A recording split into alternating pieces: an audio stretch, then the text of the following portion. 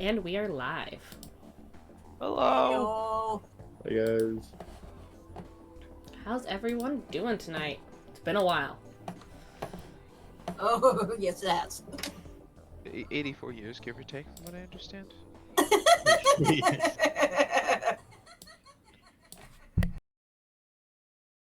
What are you flaxing?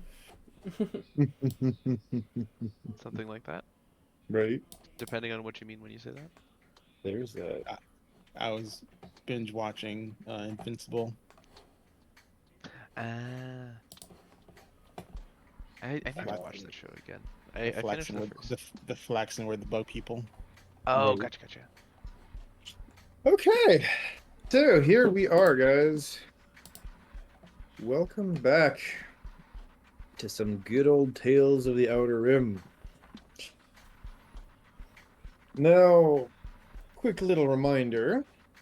Our valiant party of well, I used to say of force sensitive plus Mibble, but at this point it's two force sensitives, a barbarian, And Mibble. and the resident overtime worker.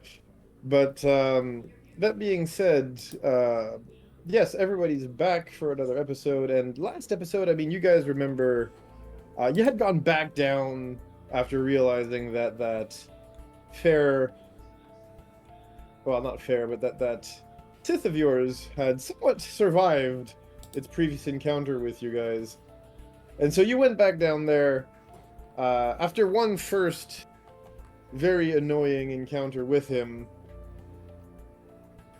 in order to finish him off, which you did successfully. I mean, mind you, granted, there was a few shenanigans in the turbo lift shaft that were maybe less than comfortable. The clusterfuck that was our ride down shaft. You mean a Look, sticky look. frogging down the shaft? Look, Listen, We survived. That's all that matters. we all make mistakes in the heat of passion, Jimbo. look, Like if we could have animated that episode, it would have been amazing. It look, really in would've. all honesty, most of my episodes are either, how do I put this? Well, most of my D&D campaigns, actually, not just episodes, D&D campaigns in general, in rivers, pitfalls or elevator shafts, and basically very dangerous terrain hazards are usually, from what I've experienced, what comes the closest, if not doesn't claim, some of the player lives. Look, we survived. Makes That's all that sense. matters. I have even a group that used to joke around saying that the real BBEGs in my campaigns were rivers, or bodies of water in general, because one of them almost died crossing a river, and another party almost had 3 players die coming off the boat at the beginning of their first session, because the monk decided to try to do a backflip, missed, and fell in the water after a nat 1. Sounds fair.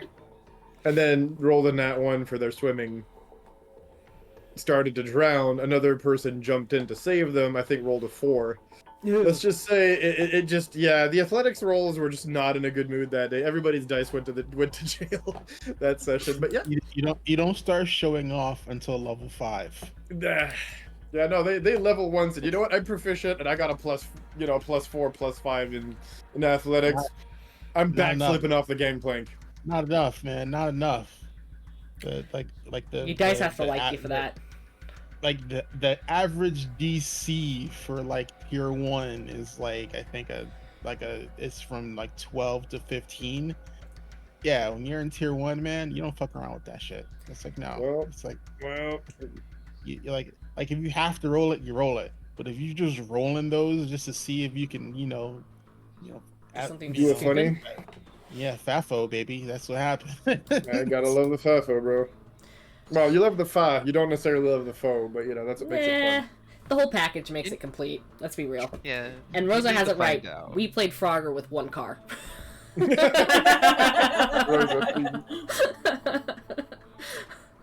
But yeah. So y'all had fun doing all the silly things here. All the silly things. There we go. And I believe pushing your enemy. You had you commandeered a new ship to go to the space station? We had. Mibble came and picked did. us up in it. Yeah. You did. They Yes, gotta- they're the same ship. Yeah, you guys jumped off of. Mibble jacked a freaking like a destroy like a like a cruiser or something. Ferrari or True. something. And so you guys got picked up and then brought back to the space station. And so now we're at that point where you guys were about to dock with the space station, if I remember correctly, yes? I do believe we I decided to go guess. back to the space station, right? So that Yeah. we could check on Yeah. the hive and make sure they weren't Yeah. expanding farther than To the make- space station. to make sure it's not a complete genocide. Good news is it'll take you guys a little bit of time to do that, in the sense of the transit is not instant, and so you'll probably still have to fly your way up there. And A short rest amount of time? yes, that's what I was about to say. It'll probably be enough at least for you guys to take a quick short rest. Oh, thank God. I need it. I need to roll some hit die. That's for sure. So do feel free to rest, guys, as we are at that point.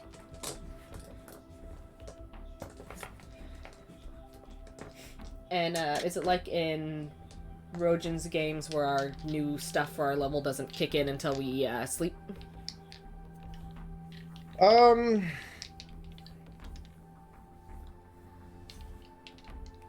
You guys already rolled all your level up stuff and everything? Yes, we did. At the end of No, last episode. you can have it. You can have it kick in right now. I don't care. That's Okay. fine. The one thing though is maybe not like, I mean, your new stuff, sure, but all your old spell slots and Yeah, you your don't old regain HP anything pool back. and everything though. Yeah, you'll regain this. The new stuff you have available to you guys right now. The old stuff you'll still need to properly long rest, or in this case, whatever the short rest gives you back.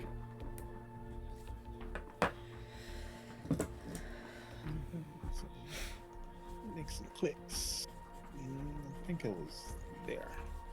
Unless you guys, want to sit on the ship longer and take a long rest, you do have the opportunity, but I don't. the Well, I mean- universe will keep turning if you do take a long rest. I don't. I feel like we need to address this issue before a long rest, personally, as a character. Yeah, get to the station, make sure Queen Bee hasn't like flipped out and like skewered everything. That's not a bug in the space station. And then once we know they're chill, then we can take a long rest. Oh, and make sure all the Sith that are on the space station are dead. We're going to roll one more hit die, see where that puts us at. It's another 10.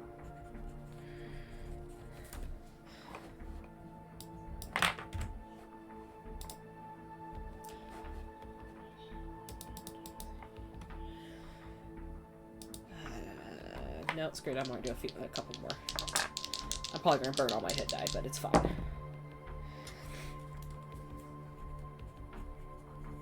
When you got it, right? Yeah, we'll regain it back after 2 nights, so There you you gain go. half each night. Okay, excellent. One more to go. But yes, we're good. So, as you guys approach the space station, right?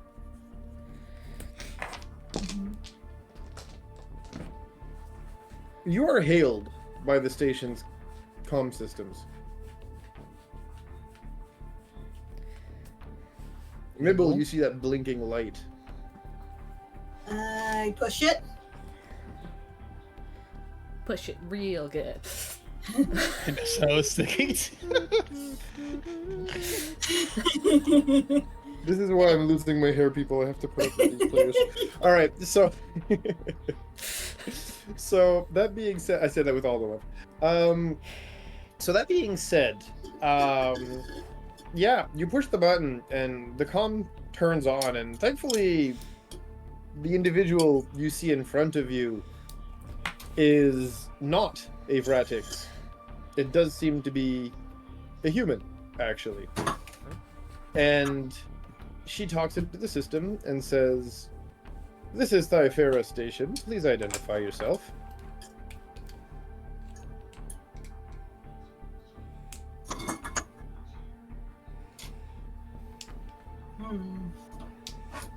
I can't speak into comms. It has to be one of you. I have no idea what Mibble stole it. I'm looking at Mibble. I'm like, hmm? Are we close enough yet that names are hard. Orda can reconnects with the hive mind, or are we still out of hive mind range? Oh yeah, my for- connection's to the Wi-Fi now. No, I think you're still a little bit out of the Wi-Fi range. Good to know. Okay. Just checking. Mm-hmm. Which Ortide feels weird. It feels like there's like a giant gap in your brain right now.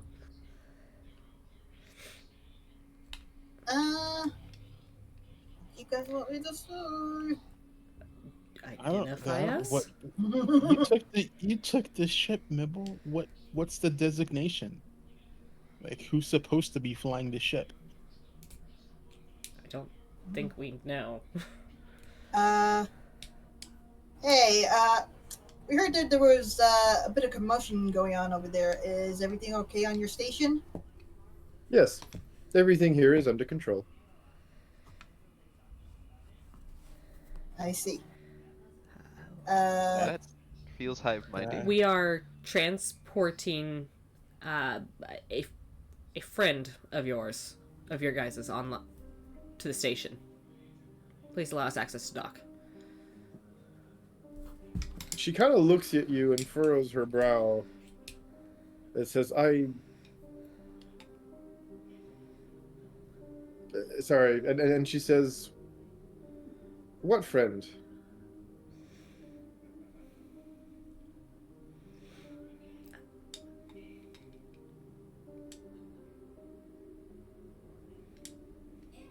Is there like a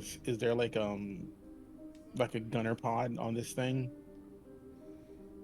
Yeah, the ship does have guns. Yes. Like, well, I mean, like command panel guns or like a pod gun? It's more... So I think all other times we've had to go back to the weapons system. Yes, this is a different ship at this point, so it's Okay. no longer actually pods. No, it's computer controlled. Okay, that's why I had to ask, because it's a new Yep. ship. We haven't been around Explored it yet. all that so- much, but no, here the guns are controlled from the bridge. All right, and I'm gonna communicate mentally to Orta, let Mibble know we might have to blast our way in. I certainly hope that isn't necessary, but I will communicate it. I communicate that through telepathic link. I'm still disconnected from the hive mind, correct? Correct. Mar basically looked down at Mibble, giving a look of, you were the one on the station. We don't know what was happening up there. I do try to get closer enough to see if Ortha can connect to the hive mind, if that's possible. Are they able to? Do they have a camera sort of like looking in, or is it just a vocal, like a voice comm situation? I assume it's just voice comms, but. No, this is a hologram. Like I said, you saw it was a human. Oh yeah. I'll try to sort of like come into view for their camera and sort of give a bow to see if that garners a response.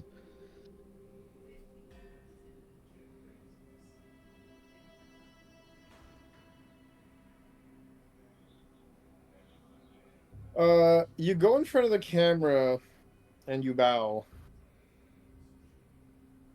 And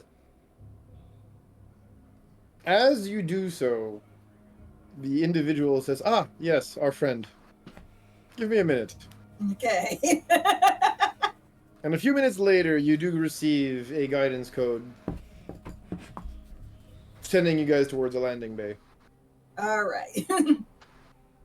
So we land. Yay! As you land, you go through the mag field, right? And that holds the atmosphere and everything inside the landing bay, and you land.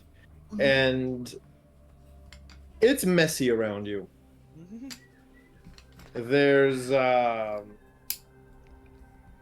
wires that are shorting off the walls and the ceiling in places. There's panels that were ripped off the ground, off of vents where the bugs clearly forced their way into the vents to get to other parts of the station. It feels almost like an army of ants just kind of like blew their way through the whole station, going through different little holes and panels and vents and whatnot. And by the time you fully disembark and you check your surroundings and everything, oddly enough, you don't see a lot of dead bodies on the ground. There's a couple here and there. Actually, there's more bug dead bodies than there are humanoid or alien dead bodies right now. Okay. I did see them trying to shove off some people off the station before people getting on ships and leaving. Well, let's hope it does not. Let's hope we can resolve this before any more lives are lost. Alrighty, has it Can been you- already resolved? Can you tell where the queen is? Can you sense that? Can I find the Wi-Fi router? So, the moment you get off the ship, you see one of the how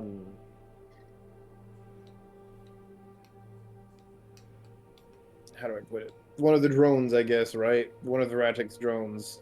Walk into the hangar bay, and she walks up to you, or it walks up to you at this point. We walk up to ourselves? And no, not yet. And Orda, it walks up to you and stares at you, unblinking with those multifaceted eyes, and extends a hand and just touches you on the forehead. And the moment that happens, it's like the universe is alive again, and you can hear all the voices of the hive mind. Ah, it's starting to get unnervingly quiet for us. God damn it, nice. I love that you're getting the hang of talking like one of those. Right? It's great. I'm I love loving it it. too. How much Oh, did you that's have to great. practice that one? Just kidding. I would have had to practice for like 10 minutes at least. We are happy to hear our voice once more. We agree. When you have to think about it. Still very weird. As a person who has been an individual their entire life, give or take, it's a little funky to go into Oh. the we. I hear you. And of course, without even asking at this point, you're able to access the hive mind, and you know where the queen is. Funny enough, she is in the station's engineering. Oh. Specifically where the station's power core is situated right now. Can I sense any sort of plans going through our mind? Oh, there's many, many plans going through our minds right now. Any involving blowing up the space station? No, surprisingly, actually. That is not our plan. How about universal Takeover. takeovers? Nope, not really. Kind of, but not really, funny enough.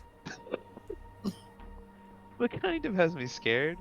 Well, let's go talk to us real quick, and then we'll figure this out. We must approach ourselves. Nah.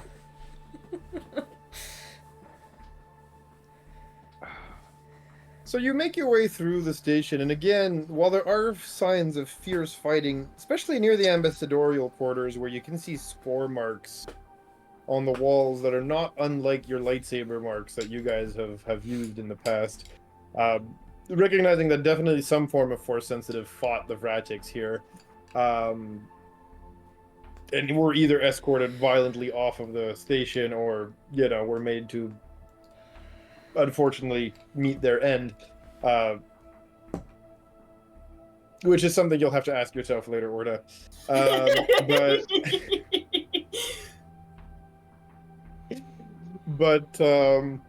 Well, you'll have to ask yourself because you were not present in the hive I mind wasn't when it connected to the happened. Wi-Fi at Yeah. So you kind of missed that patch.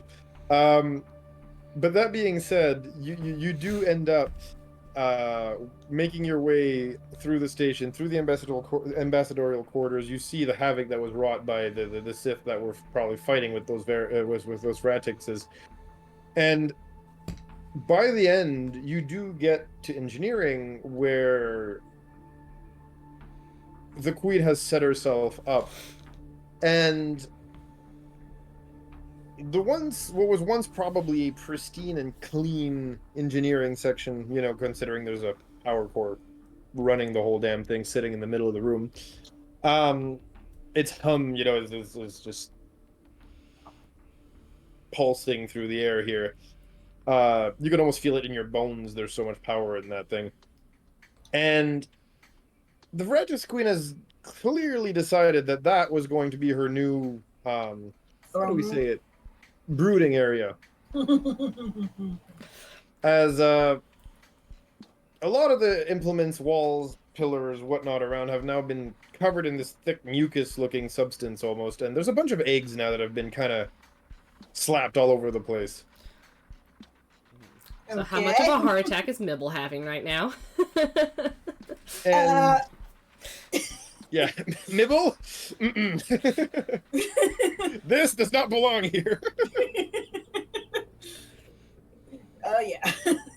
He has concerns. Here's the deal. Mucus, electrical parts. Don't mix. No.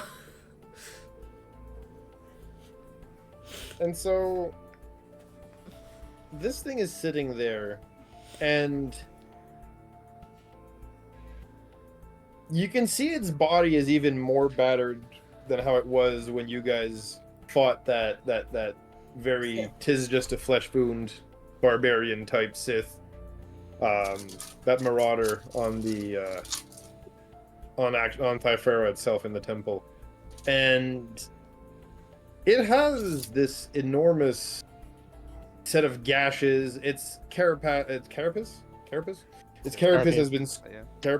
has been scored by what you can only assume to be high-powered voltage, which either comes from her poor choice of location to set up, or, you know, force lightning from the Sith, that you don't really know. And long story short, you are now situated in front of a very physically damaged and weak-looking queen.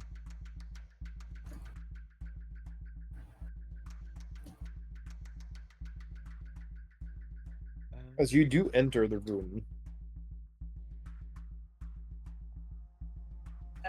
This is not really a good place for all this.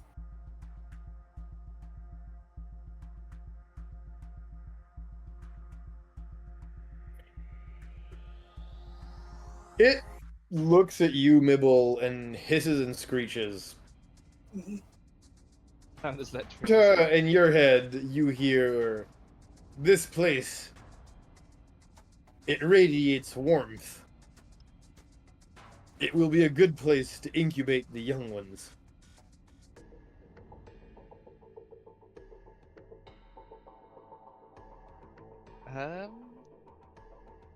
When it hisses, Nibble hides behind Orta. Yeah, I'm not messing with that. It's the warmest place on the station for us to bring about a new brood. Speaking of, by the way, are you wearing the robes right now that you got off the other guy? Yeah. They're armored. Cool. There is a piercing screech where the queen starts to trample and charge towards you. Uh-oh. Time out.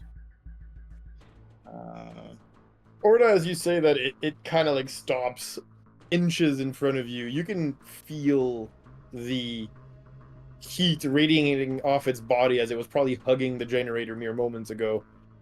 And there's some form of acidic secretion just dripping from its maw as it has these spiky, venom-covered, you know, hyper like praying mantis looking thingies. Well, one now because the other one got chopped off, but like inches from your neck when Orta told it to stop. This one's not against us. The previous owner of those robes was beaten by them along with us before we left the planet. He claimed that their robes after the battle. It wears the exoskeleton of its vanquished foes. Most unnatural. We do not understand it. Oh, do you actually give it a thumbs up? If I hear that in my head, I would totally give her a thumbs up. Do you transmit that over to him or to... I would want to keep, considering he was just charged, I would want him to be in the know on the conversation. So yeah, you do hear it then, as I totally give her a thumbs up. Like, yep. Yeah, we So I wear the skin of my vanquished.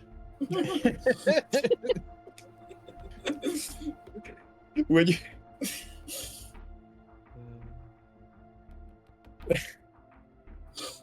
you see it kind of like cock its head, you know, and like look at you with that multifaceted eye again, before it just haunches back a little bit and twists its body towards Orta.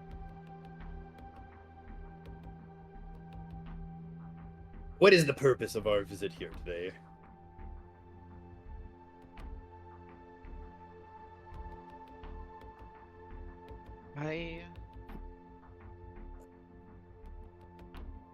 Checking on things.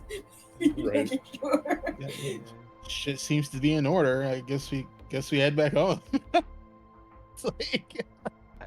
we were going to be headed out, however, I wanted to make sure that we were all okay so that we could move on safely while we stayed here safely.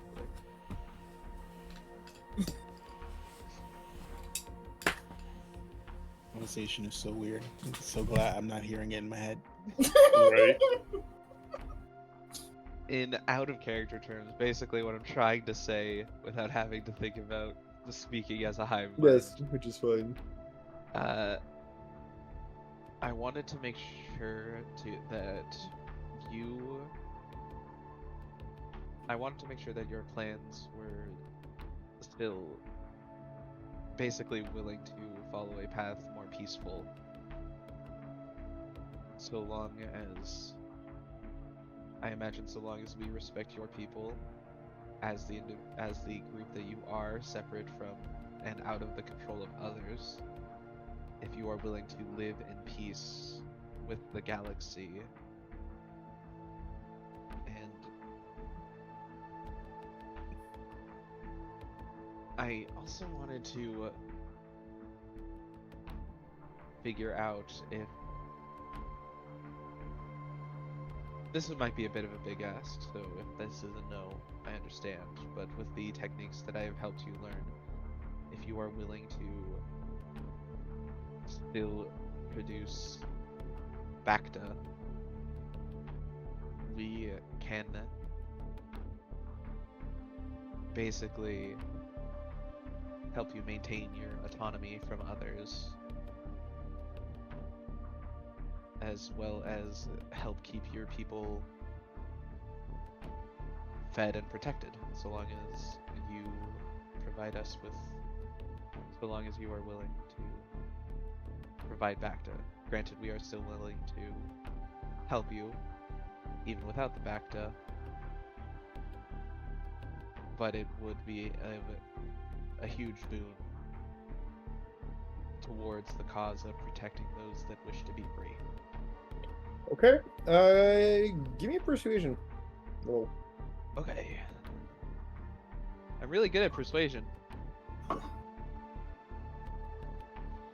My dice decided to be okay. An 11. You know what? It's not a 2. For once. Yeah, I'll take not a 2. We'll take not a 2 or a 1. Like, that was a stupendous roll for me these days. Dude, I don't know But what's yeah, been up with I your would dice. like to Yep. emphasize that like this is not a requirement, but it would help us in sort of helping you and helping others. But it is not a requirement for you to continue making Help that. us, help you, help everyone else. Yeah, exactly. Plus, it gives them a good name in the universe as a benevolent group that is willing to help others, Not to mention a way so to long make as they money. are respected. Which Which is is a going to be hive I think they're not too necessarily. concerned with, but in order to interact with the galaxy, it's not a bad idea. So, you say all that, and the Wi-Fi shuts off. Oh crap. That's fair.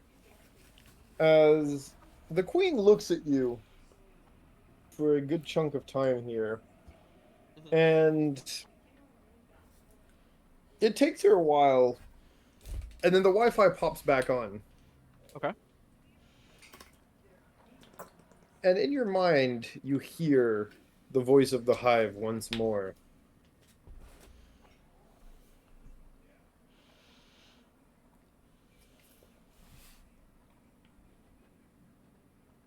As it hisses, the galaxy is a dangerous place. We came aboard this station and did not attack. We were fired upon. No dialogue was opened. We fought our way through the station, killing as little as possible. We lost tremendous amounts of, well, us in the process. Numbers we must now replenish. English, wow. Numbers we must now replenish. We have peacefully sent out ship after ship of those who did not want to stay. And we have accepted in our bosom those that did. This galaxy is hostile to us. And as she says all that stuff, you can see that what she said was true. She did send those people off the station unharmed.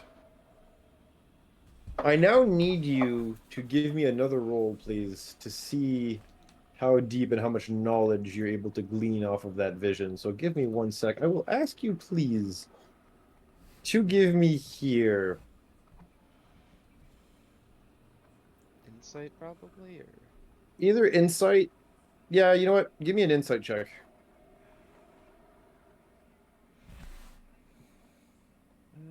21. Very good. So you're able to sense that there's 2 layers to what she's saying.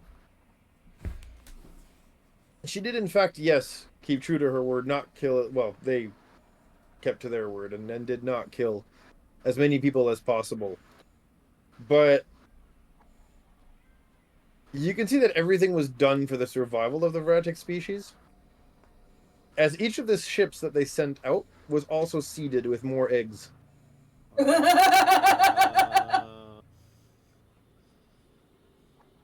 And not only that, she herself, the unit that is the queen herself, seems to be dying from the wounds and the injuries and everything that she took, which is also why she's using the last of her strength to basically multiply as many units as possible before she herself falls. Wonder if she's hoping. Sorry, never mind.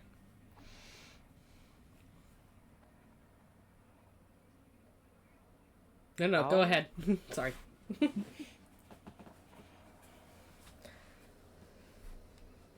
Well,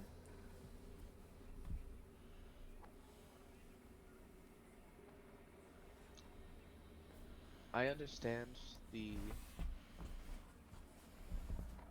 how hostile the universe is. I cannot deny it. It is true.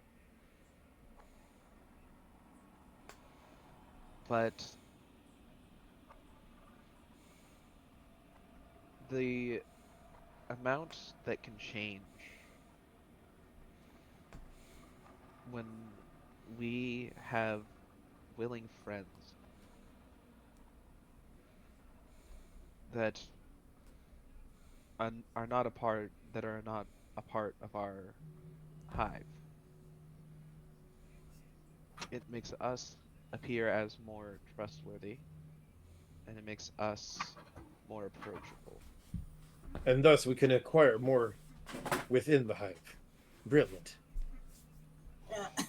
But I need you to I, as an individual outside of the hive, my perspective as an individual outside of the hive, needs you to understand the value that individuals that are not a part of a group like this value, how much individuals value that freedom in making deals with others, in trust. I can understand those who chose not to leave, especially in this particular context, being brought into the bosom. And I can understand you wanting to have us go into the universe along with the survivors that you let go. You want us to survive, and that is understandable, but By the way, you guys are all hearing that, eh? So if you want to chime in through Orja or to Mm. Orja, you're more Yeah. than welcome to. Yep. if you go about this in a way that takes away people's autonomy, makes you come across, if you do this in a way that takes away people's freedom, if you do this in a way that makes you Basically, people a will villain, become scared and may see you as a threat, yeah, just as you saw these people as a threat.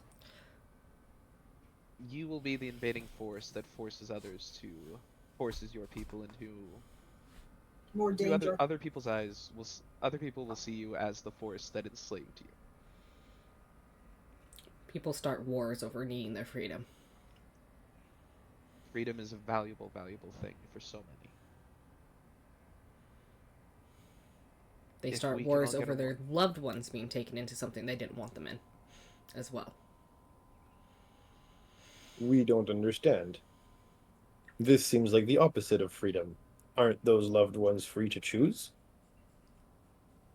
If they willingly choose to join, that is one thing, but they need to express that themselves. If they are taken into the hive mind and then willingly stay, force. that's considered by force. And people tend to get grumpy about that.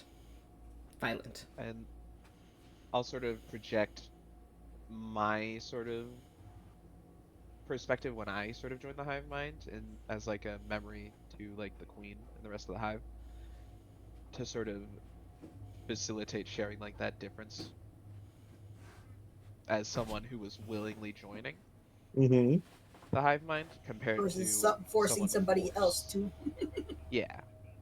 And if I can, I would like to sort of dig through the memories to find what people who were forced into the hive mind felt, to sort of project that emotion in, to make them So try and project that understanding.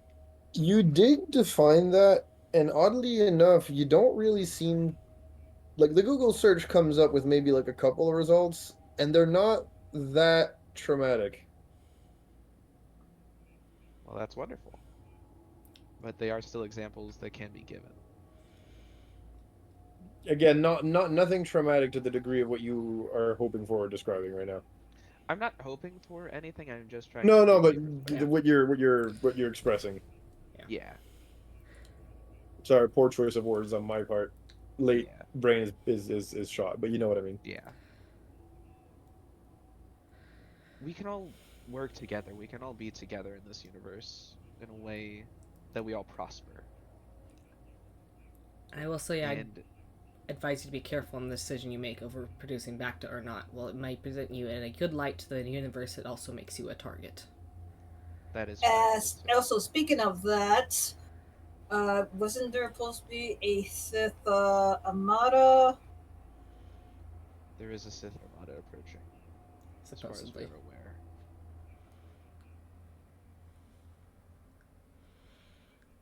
Does the station have anything powerful enough to contact back to anyone higher up in the Jedi ranks that'd be able to tell us where the Sith Armada was last seen?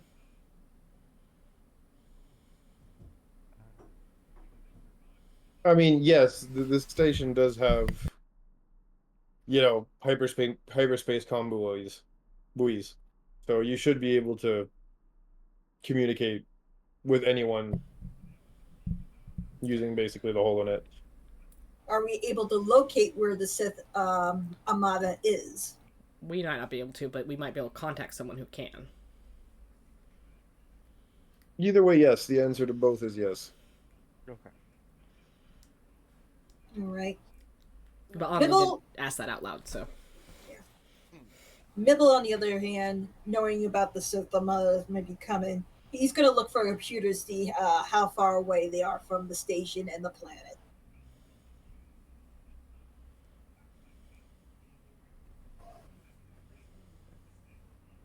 So, Oh, go ahead. Go ahead.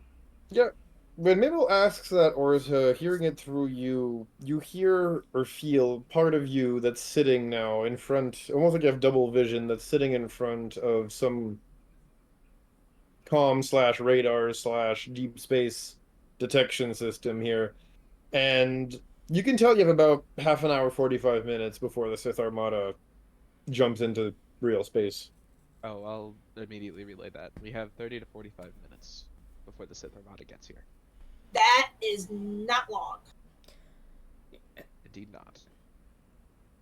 As much as I believe that rabid dogs must be put down, we can't take on a whole Armada. Can you give me a wisdom check real quick? Did we lose Az? No. Oh, okay. He was just holding very, very still. Yeah, well, that's his camera. If he doesn't move, it freezes a bit. It does Yeah, sometimes. Ezrin, I was asking you, do you have a wisdom saving throw real quick? Sure. I have my new wisdom score. Or just a wisdom check, sorry, yeah. Check or save? Check, sorry, yeah. Not a saving throw, you're fine. You're not under attack, my homie, you're good. Oh, that's first roll of the night to Kraken. So that's Nice. That's 25. You have enough tactical experience here to understand what's going on. The people that a few hours ago the Vratics let go probably had some of the Sith personnel embedded in their ranks, and they probably diverted some of the evacuation shuttles back to the Armada. As a result, the Armada kind of got a jump start, and that's why they're going to be here in about half an hour to 45 minutes. Yeah.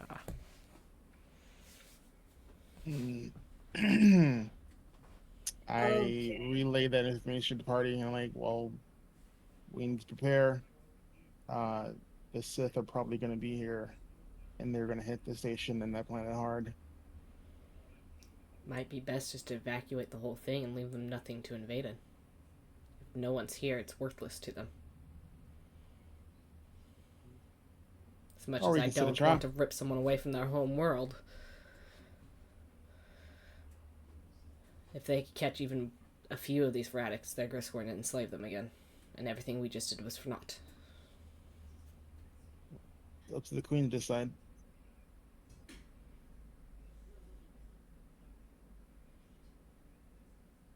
I look at Orda. I'm relaying all the information. So, the Queen will look at you guys and then back to Orta, and through Orta you'll hear the voice say, "We have already reacted in advance to this scenario. And to be honest,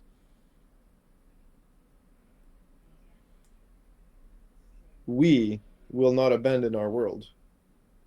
That's fair. And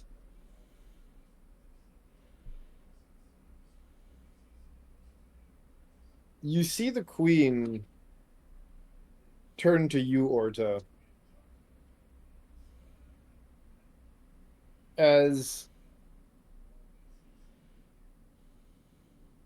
I'll skip the description, but she holds something out to you with some of her non-praying mantis arms that are jutting out of her abdomen.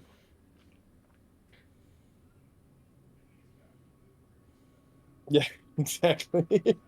As exactly, the little T-Rex arms just push and hold something towards you, and still covered in green goop. The new queen. There's an egg.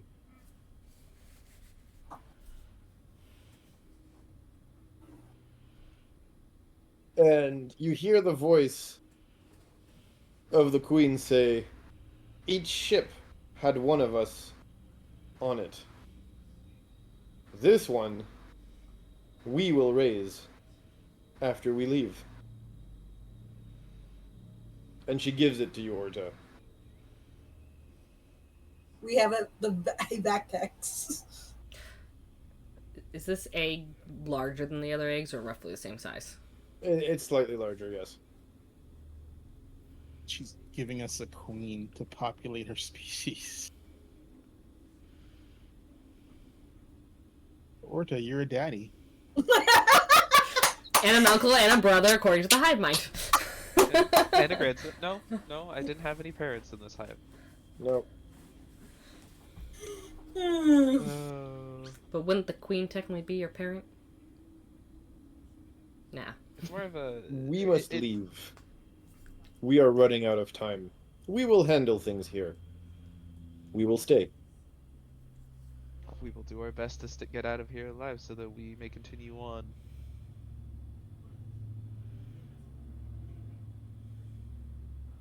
We hope that you find we hope that we find a place in the light.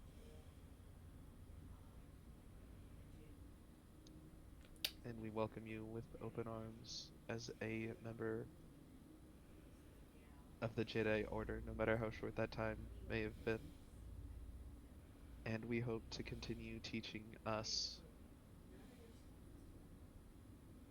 what good we can do. And as you say all that, the creature looks at you in the eyes, and it's one of those long stares, despite the weird multifaceted eyes here. Mm-hmm. And the last thing you hear before once more the Wi-Fi pops shut is, "May the Force be with us."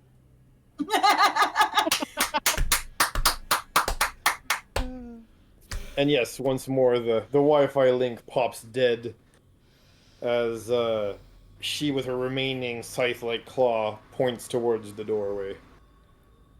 You have a bow carrying the egg and head towards our new ship. And as you head back towards your new ship, you see that while you were having this long conversation with the Queen, whom, by the way, as you exit, starts to coil herself around the generator, you guys exit, and you see that the drones have not been inactive, as they have piled up food, munitions, random knickknacks, all sorts of baubles and med packs and whatnot next to your ship, and are busy loading them into the ship. Which they've also refueled for you in the process. Yes. Yeah. Kind of them. Heck yeah, I'll take it. And I'm assuming all of you want to hop on board right away, or is there anything else you want to do before I was told we gotta go. Yeah, I don't want to be anywhere within like 12 parsecs of this place when the Armada shows up. True. I mean, it's a fleet. It's not the whole ass Armada, but still, yes. Yeah. doesn't matter. Still, True. still a very bad thing to be near. So yeah, once they get all that stuff on board, we are going to be taken off. Also, Okay. we haven't had the chance to check the rooms and whatnot yet. Nope. So the rooms in this ship are still as they were from the previous occupants, who clearly did not really have time to clean up before they left. So some rooms are in various states of messiness and whatnot, obviously, but I'm gonna need all of you to roll me a d5, please. D5. E5? We'll have to Yep. use I'm gonna do that in roll 20. roll 20. If you can use the roller and roll 20 for this. Okay. 2. Chat.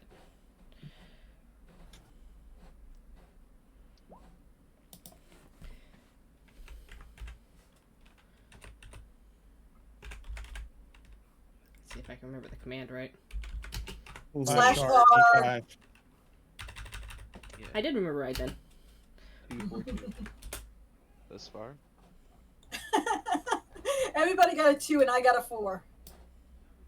2, That's Oh, because God. this random roller likes to roll low. It really does.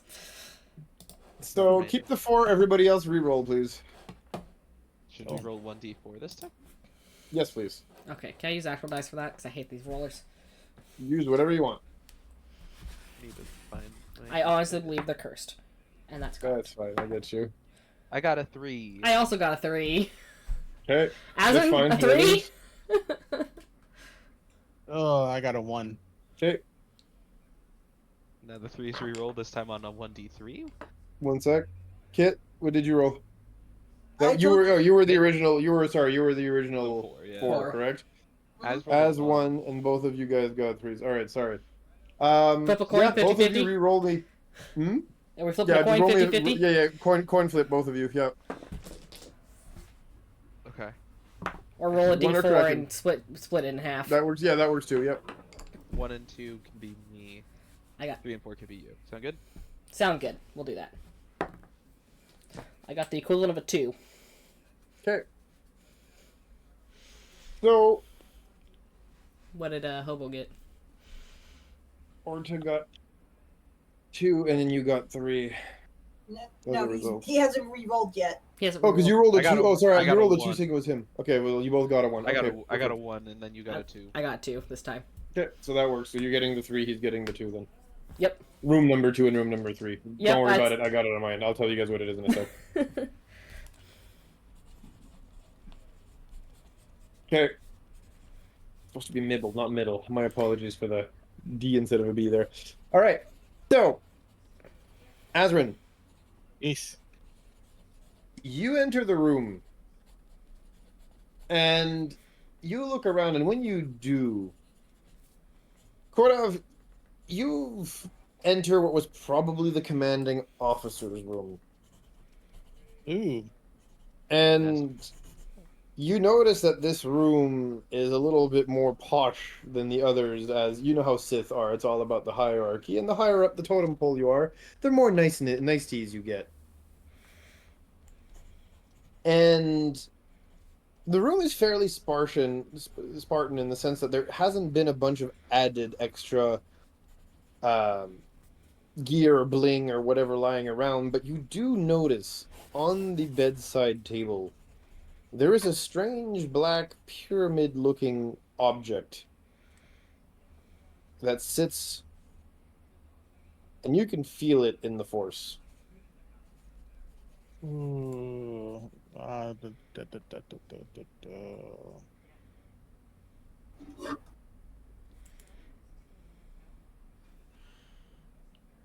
This was Mibble's room, right? No, This is Azrin. Kodav's. This is Oh, it's Kodaf's. Sorry. Kodav's room.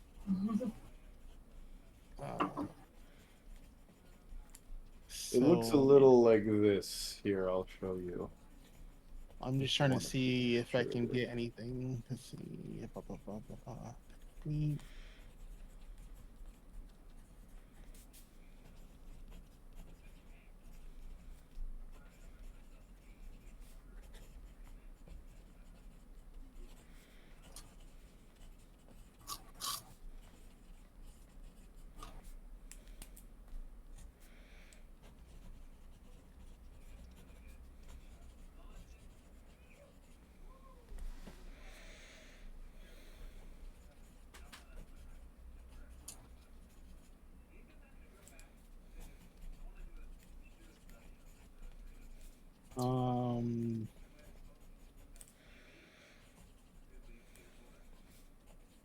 am gonna cast Remove Curse on the pyramid before I touch it.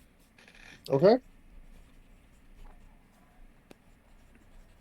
Because Sense Force doesn't really tell me if it's light or dark. It just says, "Hey, you feel the Force in that direction," Mm-hmm. which is kind of useless. Get Foresight. That one can actually show you the hue of color of the Force linked to the object.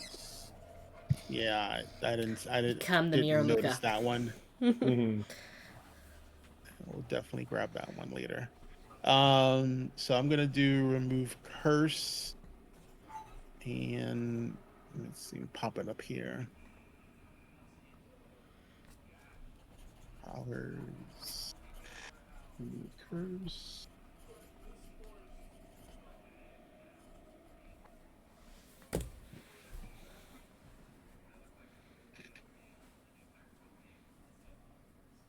So I'm gonna spend the requisite points to cast the Remove Curse, and then I'm gonna pick up the triangle, the ball pyramid. You know what I mean? Yeah, I do. Give me 1 sec here. Just double checking Remove Curse here. Let's see exactly what it does.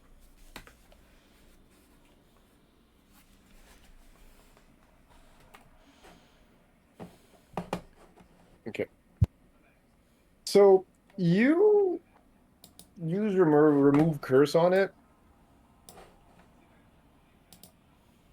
I don't know if it's successful or not. I just use it. Remove Mm-hmm, curse. mm-hmm. Remove curses until you jack squat. It's just I attempt to remove any Yep. curses on it if Yep. any exist. And you just feel your skin prickle, almost feel like you're getting goosebumps, which for Togruta is not necessarily easy. As you pick this object up, and while you hold it, you can see a dim red glow pulsing from inside of it.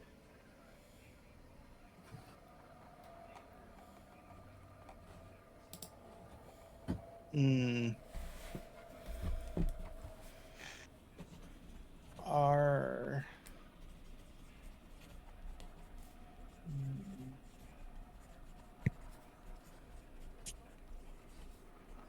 everything? I don't know if it's technology. It could be technology enforced, but I have no technology. You can do me one of several checks if you want to figure out what's going on here. You could.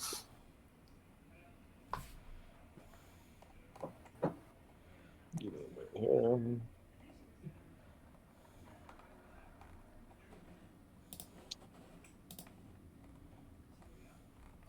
You can give me, yes, a tech skill, a tech check, sorry, but you could also give me a lore check.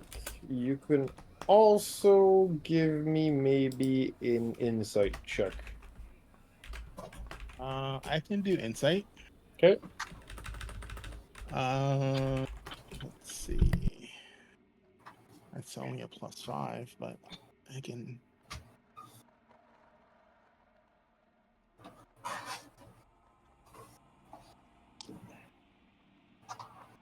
That's a 16 total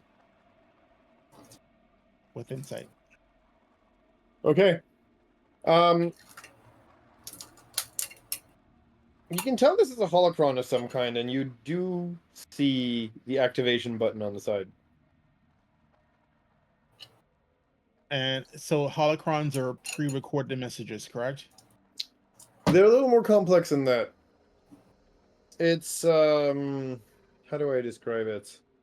It's not an active channel to something, is it? It's like No, it's a closed circuit thing, and it's usually something where either a Sith or a Jedi has basically it's like imbuing almost like a data pad or a computer with, though they're not really data pads or computers, but it's almost like imbuing a computer with an AI that is a bit of a copy of who you are.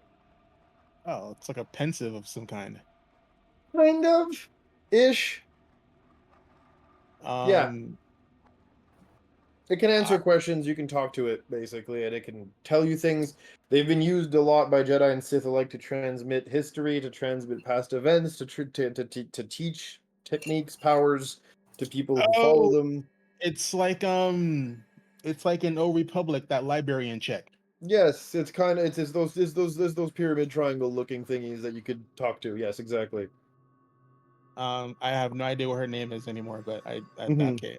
Okay, now I know. In Old So Republic, there were different looking machines, but it's that basic thing. Yes, exactly.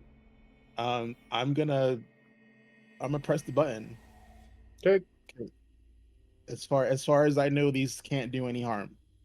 No, you press the button, and that low pulsing red light starts to glow really, really um bright for a second. As the whole room it gets kind of bathed in that eerie red light. And in front of you, there's a hooded figure. And try as you might to look at their face, it seems like the hood is just hiding their features. There's no way to see it. Like you could like even look under the hood, whatever. The features themselves of the person are not described as they look at you.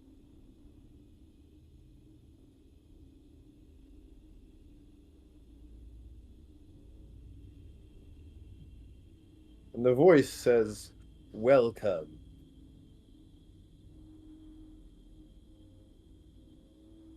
What is your primary function? Primary function.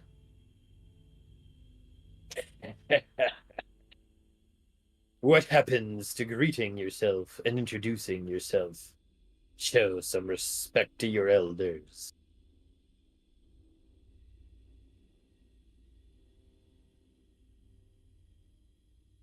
You I'm not gonna. Oh, because AI, so it has a thing. Well, AI know, but it's not just like a Q&A bot. It's capable of understanding complex information and queries and answering back, basically. Gotcha. But it's not like a full-on like sentient, it's gonna take over your whole computer thing, you know what I mean? Gotcha. And those things are on a closed circuit. Uh,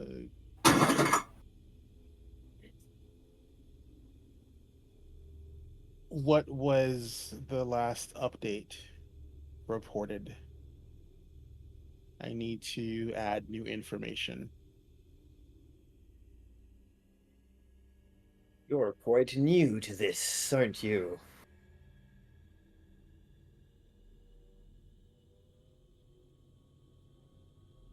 A Jedi. I didn't know they would let a Padawan talk to me. I'm not a Padawan. Well, clearly you act like one. Well, my aunt has a large influence on my upbringing.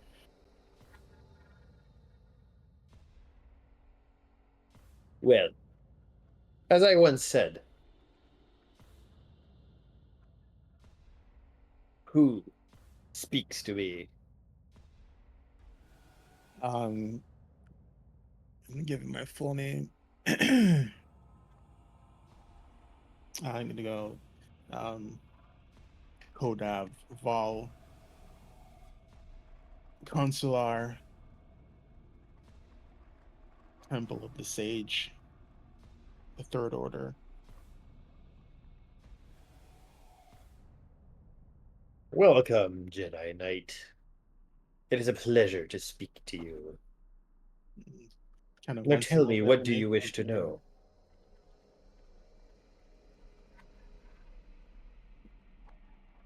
Who was your previous owner?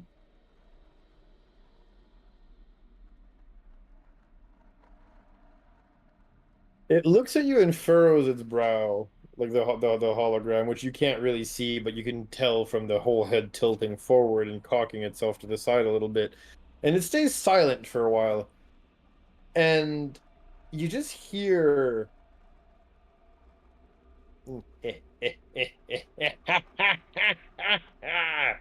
I did not know that they let Jedi have a sense of humor anymore.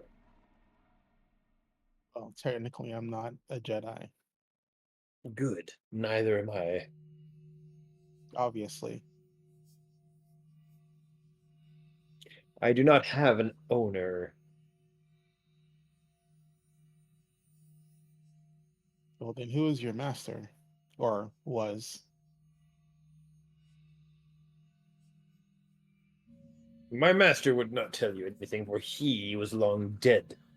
And this holocron keeps my memories, not his. Hmm. As you do start to understand that these are the imprints and the memories of a specific individual, but the holocron itself doesn't refer to itself as like he. Gotcha. You understand what I'm Fair. saying? So asking who is Yeah. his master, you're basically asking who is your teacher. Gotcha.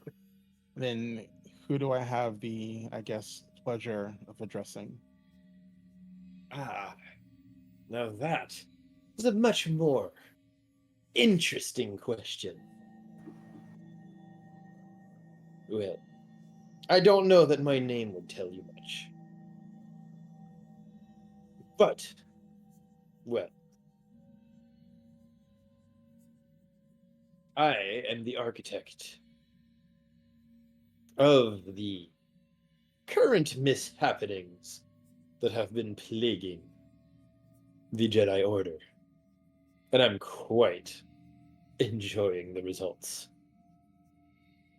Am I aware of any discourse in the council or in the order as a whole currently?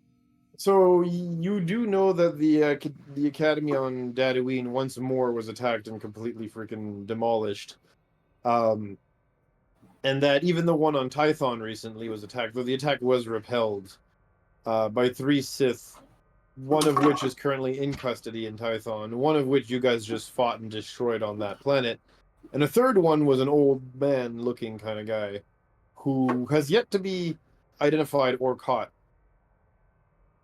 And he was wearing his hood much in the manner of that image on the holocron.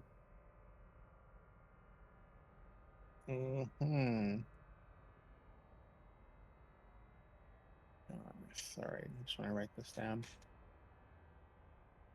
So you said it was. So it was Tatooine. Tatooine. Tatooine. Okay. Tatooine, yeah. I'll get you the exact. If you look at the map, on the top of the map, of the galaxy map on Roll20, it's circled in red. It's the top red There circle. we go. Oh, okay. Tatooine. That's how it's written. Yeah. It's got Gotcha. nothing actually to do with Tatooine itself. They're not even the same part of the galaxy, actually. Tatooine's on the bottom right. It's the sandy-colored one. Oh, They have and a very then the similar other name, but they got nothing to do with each other. and Tython. Gotcha. Which is a lot closer to the center, and that you Yeah. would know as being the kind of one of the most important seats of the Jedi Order, if you want to call it that. Gotcha. So I'm gonna go. So you're responsible for the whole mess on Tython and Dantooine. Yes. Obviously. Any other surprises we should be wary of? Oh, plenty. I've been spending probably the last 200 years setting these things in motion. Might as well have a little bit of fun with them, yes. All right, so 200 years. That do I know if once you become a full-fledged Sith, if that actually expands your lifespan? Oh, please. I'm You're asking asking out out of of character. Sorry. I thought you were asking in character. Sorry. No. To quote a movie, you do know that many Sith have access to abilities that many would consider unnatural. Hmm.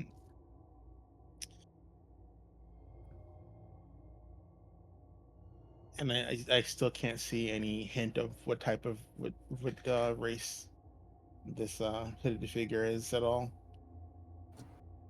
Nope, you And can't see what their face looks like. Nope. all right. Um,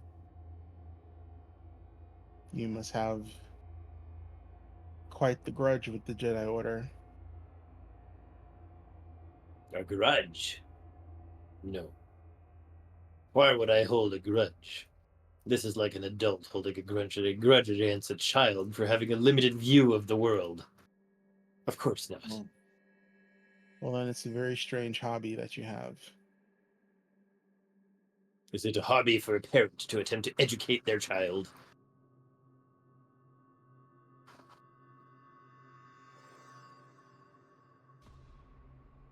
I thought The you were no Jedi are Jedi. wrong. Their way is flawed. I How am but the so? one who will simply show them why.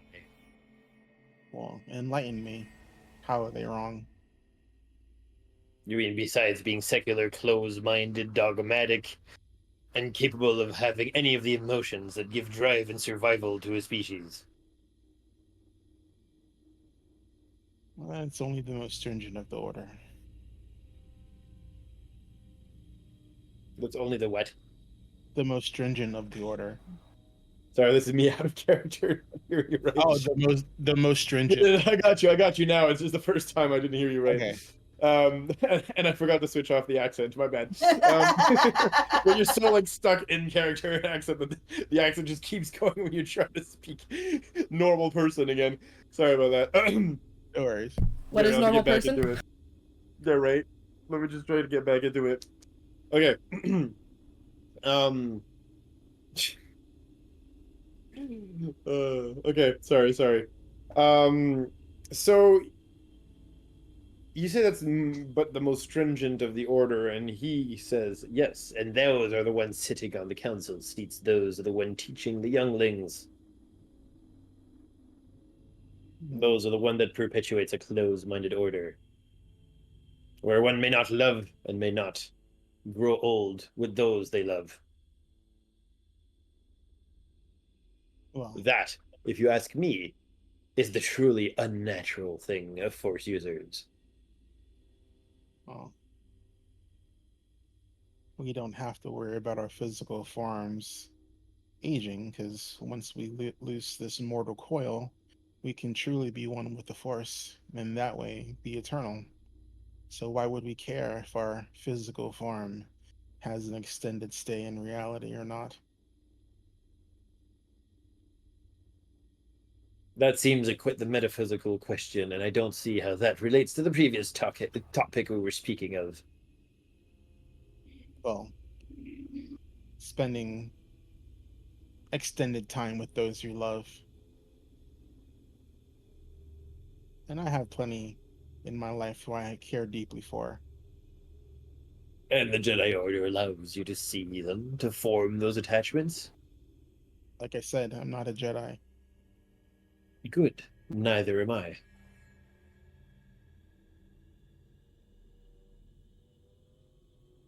But I am taught in their ways.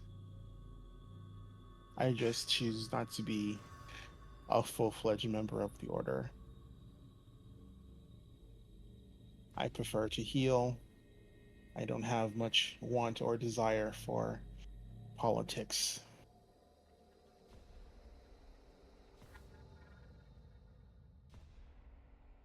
Good. Neither do I.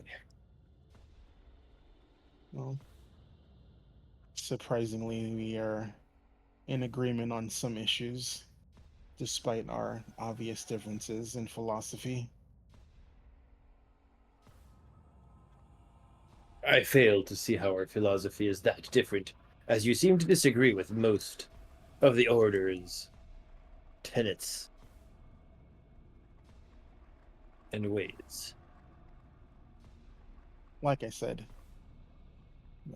in my view, the Jedi have become way too much of a political arm for me to want to devote myself fully to it. I'd rather devote myself to medicine and Indeed. have a more tangible effect. Indeed, for it is not the weak who should be serving the strong. I don't need anyone to serve me. Nor And should it be the strong serving the weak. One should rely on themselves and change the world around them in whichever way they are capable and deem fit. well, that's where I disagree. If I see someone injured, I will help them. Oh, but we don't disagree. If you have the power to save them, the strength to save them, and you choose to do so independently, then you have now changed the world and theirs, however you saw fit. Yeah, a very odd way of looking at things. Is it odd but to face reality for what it is? I don't consider active mercies perpetuants of strength. Oh, but it is. Why not? If you have the power to do so and you choose to do so, should you choose not to, you have now also affected their world by letting them die. One way or another, your choice has affected their world and yours. You have now applied your strengths and changed the world as you saw fit, one way or the other. It's not the same thing. There's purpose behind your statements other than healing or not healing. Granted, if I were to see a Sith on their deathbed, I would be very, very unwilling to assist them unless it was of utmost importance to me, my comrades, or possibly the Order. And once more, should you choose not to assist them, your strength to apply that choice one way or the other will change the universe and the world around you. Mm-mm. I don't know. That, young Jedi, is true strength. It is not the tantrums thrown by the lowly Sith, nor is it the self-contained, stringent behavior of those dogmatic fools on the council. A real strong Force users. Brain. English, please. A real strong Force user. There was no plural there. You heard nothing. A real strong Force user is not bound by the limitation of a petty faction war. Mm. So am I to assume you don't walk the dark side? You can almost feel the eye roll, even though you can't see one right there.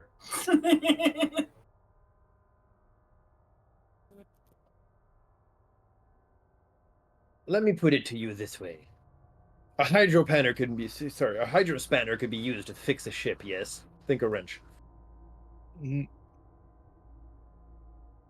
Would you say the hydrospanner is evil? it's merely a tool. Should I bash somebody on the head with the hydrospanner? Is the hydrospanner to blame? It's still just a tool. Correct. So is the Force. Now, are you asking me if I have snuffed out hundreds, if not thousands, of lives? Are you asking me what I have done with my power? Or are you merely trying to fit me in this narrow view you have of the universe, young Jedi? Well, Again, my apologies, young Force user. well, I guess that's as apt as of a statement as it is. I'm a doctor. I just happen to be unusually skilled at the Force. Well,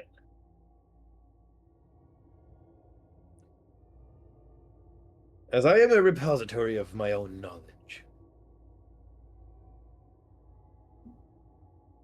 if ever you wish to learn more about the Force, I could be amenable to sharing some of my knowledge. But not right now. This device needs to recharge. Talk to me later. And as he says that, you see the light glowing dimmer and dimmer as the device does. So enter some form of hibernation mode.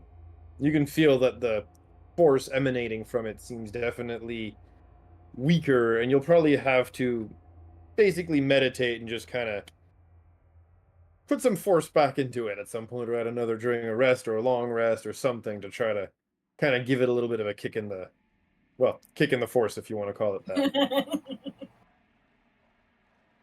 Like, is there like, do I know like the optimal way of charging these things? Like, do I have to like, get like a, force dock or something to put it on top of, or Do we need a mag do I, charger? yeah, do I have do I No, have you do I have usually I got to hit meditating. the Apple Store or something.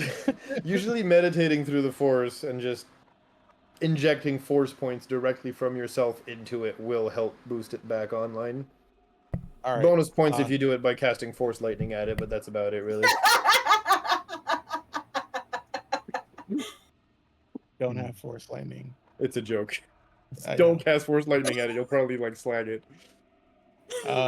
So just because I don't remember off the top of my head, we get half or all of our force points after a full rest. I believe it's full. I can confirm that for you, though.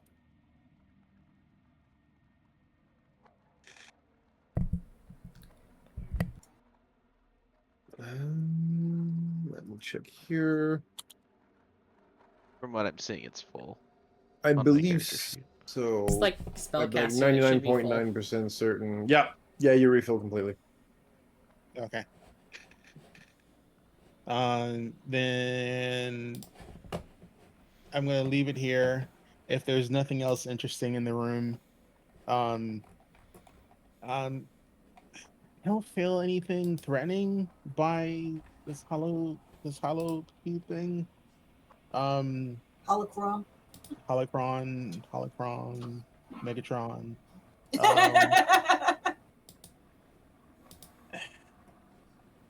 I don't think it's a danger to the ship. So I mean, I'm not like if if anyone asks or if anyone comes in the room, I'm not hiding it or putting it in a spot where it can't be seen. Mm-hmm. I'm just like, meh. It's just It is what it is. it is what it is. Okay. But So, I'm gonna yep. I'm gonna look for the sick bay if there's Very good. nothing else interesting in this room. Yep. No, there is a sick bay. It has all the standard stuff, plus the extra med packs and med supplies that the Vratics piled into the ship. Cool. Until it's time to eat, I'm gonna spend my time reorganizing the sick bay to how I like it. How Well, many you guys are still packs on the in station, there? remember. You just kind of check the rooms out, but like we're not. Oh, okay. Which it's been about maybe 20 minutes that you guys have been talking. Oh, I totally thought This we is left the this is all station. no, but this is all happening simultaneously, by the way, guys. This is not like you're talking and nobody's doing anything. Nibble's probably at some point gonna prep to start the takeoff. Like all this stuff is kind of happening. Each of what you guys are doing is happening simultaneously. So it's not 20 minutes plus 20. Oops, it's been 45 minutes, guys. Like, no, I'm not doing that to you guys. Don't worry. But it's gonna be about 20 minutes before takeoff anyway. Gotta All right. fuel up the ship, warm up, etc. Blah blah blah, and get it going. So, Cool. Then this is I'll head to the bridge if there's nothing else that catches my interest in the room. right now, no. How many med packs did they Maybe put on later the when you ship? have time to kind of like dig into it in more details and whatnot, but right this instance, no, not at first glance. Because there are stuff. It's just not the time right now. So just remind me later and I'll tell you. Next we have Porta. Mm-hmm. You go looking through the room. Yes. And the room that you found was probably just some trooper or basic soldier's room or whatever, because it is an average looking room. There is what could be, well, actually not what could be. There's a blaster carbine that's been basically set on a mount on the wall. You see some form of a combat armor, trooper combat armor that's also plugged up and hooked. on a stand. Mm-hmm. In yours, the bed has been impeccably made, and everything is very Spartan and very well organized. But that's about all you find there. I know a home that the Blaster Carbine can go to. And let me just double check. I might be able to use that armor.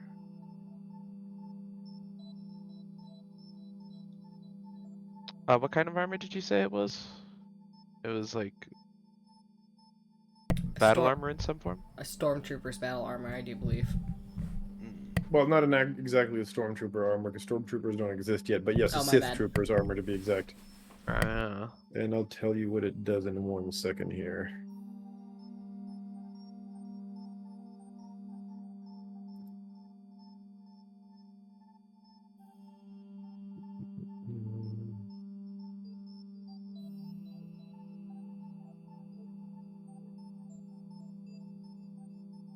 So yes, this would be a form of battle armor. Okay. So battle armor. Oh, heavy armor. Okay.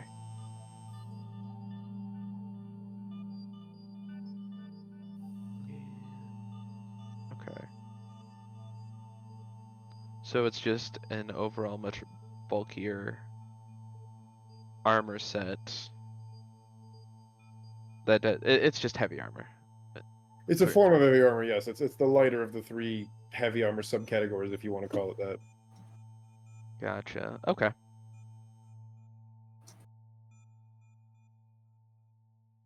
That may be useful to somebody other than I.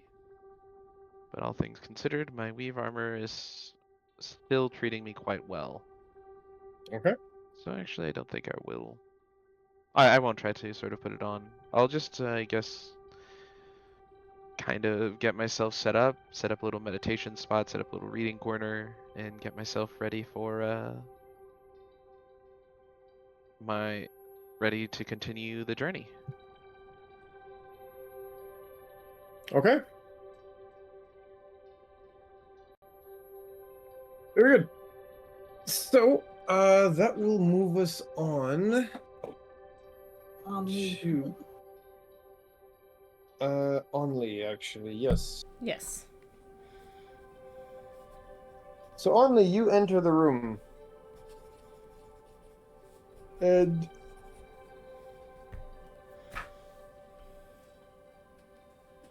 this room was probably either unused or used by somebody who took other stuff with them when they left, because there's a bed. There's a chest to put your stuff away. There's a dresser, a sonic shower, the whole 9 yards. It's a complete room. But there doesn't seem to be anything in the drawers, the desk, or any of this stuff. That's fine.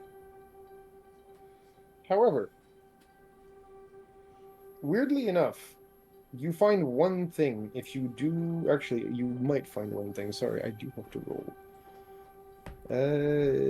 I keep forgetting this is a game. You have to actually roll the dice once in a while. You don't have to. Me, real quick, as you search through the room, give me an investigation check, please. Investigation.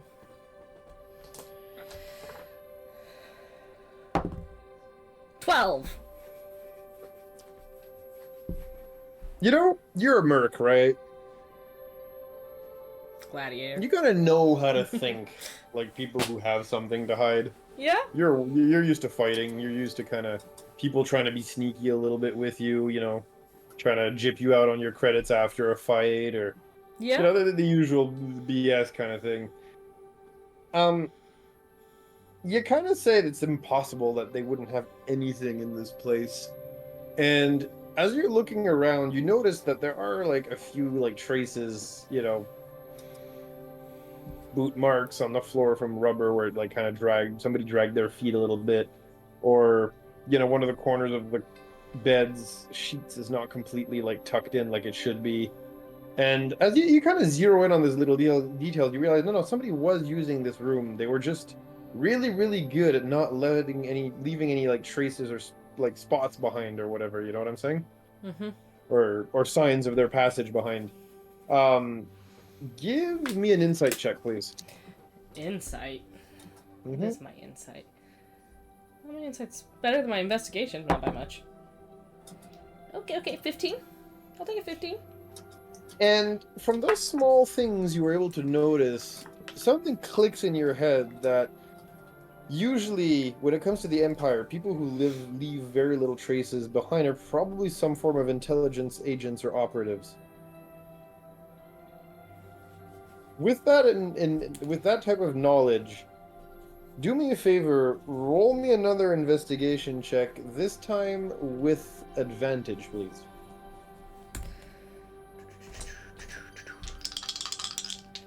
Nice. Okay. Oh yeah, it's a flat roll. 17. Good. So, you kind of go, no way, this is an intelligence agent, there's got to be something here. You start, like, flipping everything in the room upside down, like looking in every drawer of the cupboard. You end up looking under the... like, everywhere. And as you look under the mattress, you notice there's a small data chip that was slid between the mattress and the actual hard part of the bed, if you want to call it that. Well, I want to know what's on there. You try to slip it into your data pad, and unfortunately, it seems encrypted. Alright, we're gonna take this to Mibble. Okay. Next, last but not least, and last one before break, because we'll be going on break after this. Mibble, do you check a room real quick?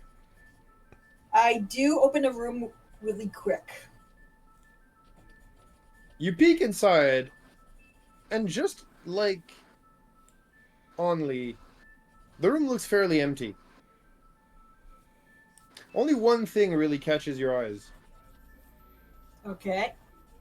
On the bed, there's a very familiar looking data pad. Oh no. Happy birthday. No, I did not forget. Goes to check what the data pad is. You'd think we'd learn by now. That's the last. But this the last magnetic force just pulls you to the data pad. It's like you can't Hey, look away you from it. never know, there might be something important on it. There you go. The last we heard of Mibble. You just hear a weird noise, and where Mibble's room was, there's now No just a black hole holes. there's a hole gouged out of the freaking ship. No, Oh, I don't God, run the butt. It's like I it's don't like run the butt. it's We like don't the run. last season of Enterprise. You open the door and there's like nothingness behind the door, and you're like, oh Right. shit. Close it. Closes the door nice and slow. Keep the time No. keep the time anomaly trapped. So no. So yeah, do me a favor here. Roll me, or pick actually, a number out of 14 as you see fit. 14.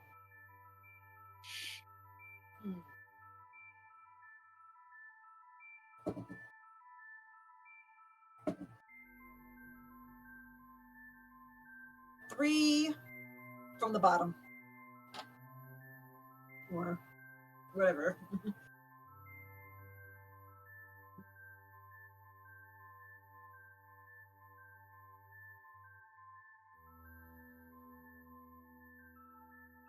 Need the 12th card. Well, out of 14, it would probably be 11. Or 12. No, 12. 14, 12. 13, 12. Yeah.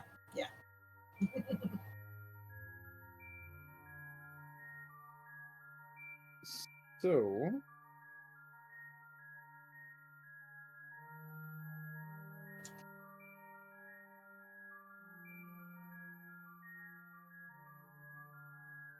Hey, maybe I'll gain another level. You imagine? Be Can you 2 levels imagine? higher. Be 2 level higher than everybody else. You're throwing off the curve, Mibble. You're throwing off the curve. So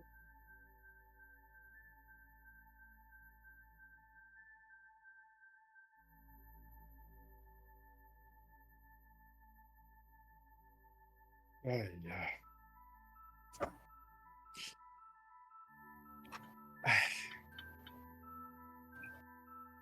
two things are gonna happen. I'm gonna make you do the other one first.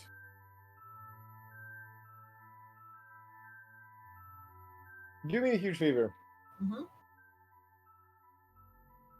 Roll again. Roll again. Or pick again. 6.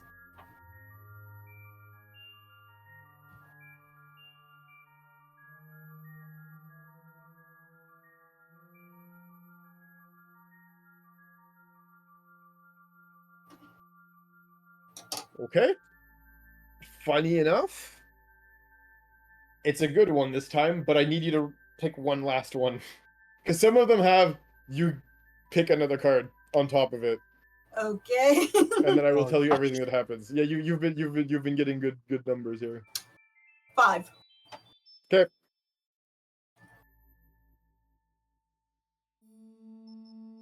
Oh, and that's very fitting. Okay. Oh. So Mibble, Mm-hmm. first the good news. Oh Jesus. We're gonna make Zoro have an aneurysm because all your attributes are going up by 1. Okay, so all my so-called skills things, whatever. No, your stats. Like your Stats. All your your strength, stats int, are- dex, wiz, con, and Yeah. charisma are all going up by 1. Damn. Next, I need you to give me a dex saving throw. Dex saving throw. Yes, please. Make it. That You're a is bunny. You gonna- got this. That is going to be a 19. Perfect. Now I need you to give me 1 second here because, like an idiot, I left my dice out of reach. Give me 1 second. They're right here. I got them. Sorry about that. They were right next to me, but out of reach. So what was the number? It was a 19 that I rolled for the dex save. Okay, very good. So you kind of remember what happened with this data pad the last time. As in a puff of black smoke it detonates. Like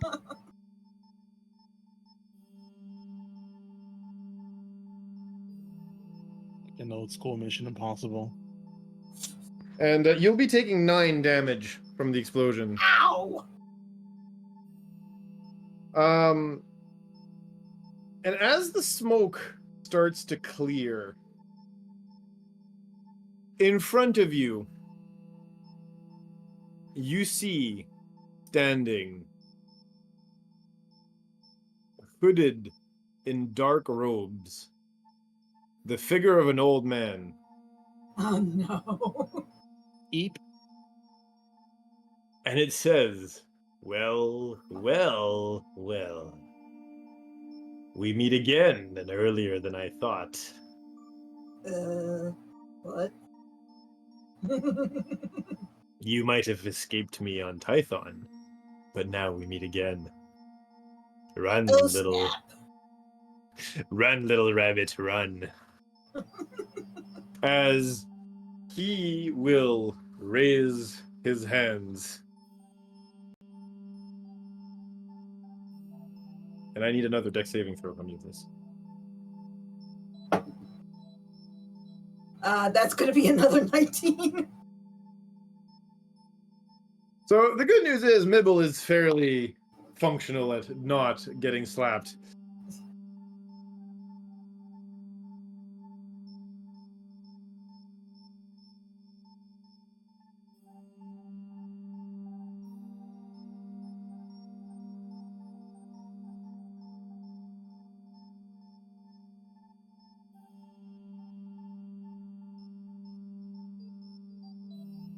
I am rolling for damage. Give me a second here.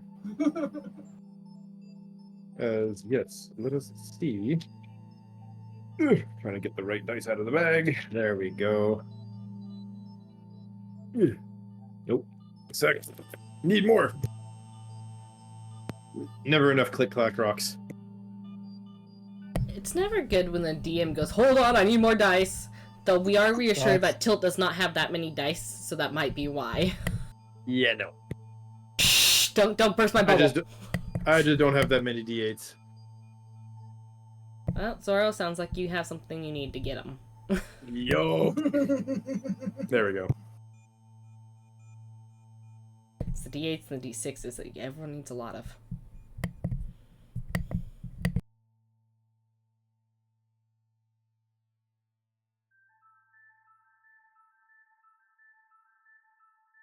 Okay. Mibble, Mhm. considering you have made a successful dexterity saving throw, thankfully, you will only be taking 25 lightning damage. Ow!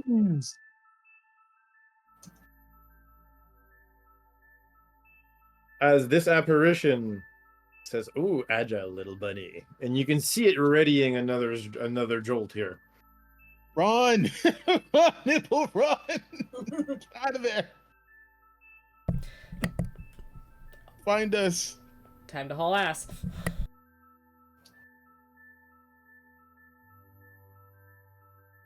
Yeah. I am definitely leaving the room. And with a demented old man laughter, he follows after you. Ata! Do I hear that? Yes. I'm immediately running out of my room. And you see Mibble being chased by this crazy-looking old man. Duck and weave, duck and dressed, weave! dressed in what looks like a black hooded, bathrobe. Does it look like the guy I was just talking to? Oh, 100%. Oh, Jesus. I mean, I'm pretty sure we couldn't see that guy's face. Yes, I'm talking about the clothing. Okay. It 100% looks like exactly the same clothing that the holocron figure was wearing. The voice sounds oddly familiar too as it cackles. I am. If I see them and I have this time to sort of react, I will sort of channel the force into my hand and attempt to just start punching him. Okay, cool. So you raise your fist and you go to punch him. Yep. And what's the dice? Let's see. Well, that's a good roll. 24 to hit. All right. So your fist goes straight for this guy's face. And his eyes go wide. As go as the fist comes straight for his nose, face, and chin. And before we know what the heck that did, if anything at all, we're gonna go on break, and we'll follow with everybody You love your in clothes. 5-ish minutes. Break time, guys. See you in a bit. Okay, I can get everything set up right.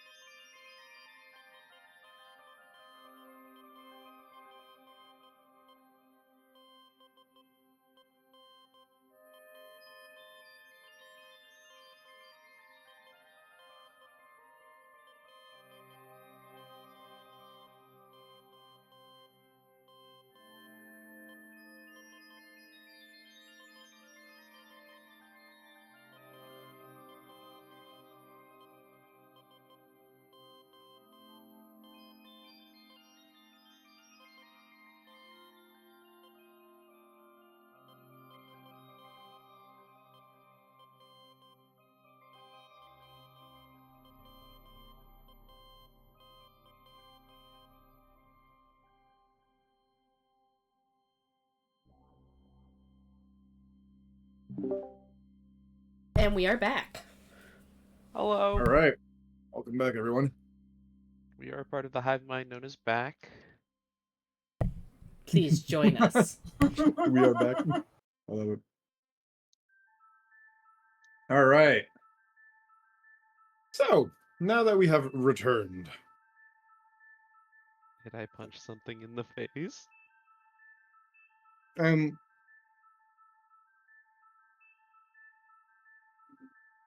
you feel the physical contact of your fist hitting flesh.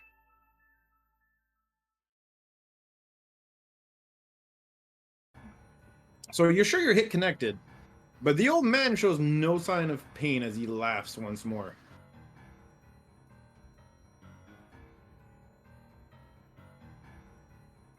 But again, it's not because your hit was ineffective. You did punch him.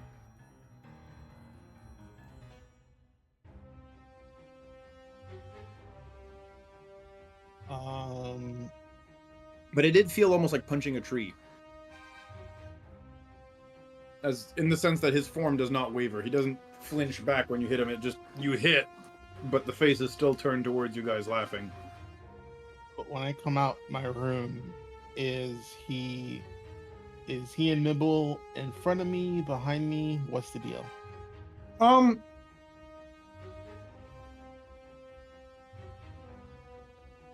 You're actually all sort of in the common area of the ship, and like it's like a circle, and then off of the central area you've got branching, I don't want to say hallways, but doors to each of your rooms. So he's sort of in the center, so you come off at an angle on him. Okay. You could easily get as much as between him and Mibble as you could get behind him, as you could basically do whatever you want maneuver wise here. I am going to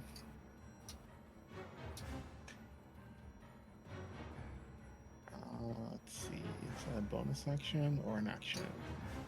That's a bonus action. So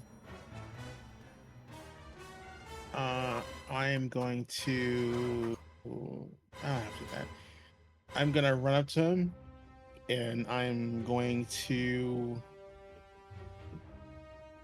make a touch attack, and I'm going to use Rebuke. Okay. Which I haven't had a chance to put my spell yet because it's one of my new spells. Mm-hmm. But I will copy pasta.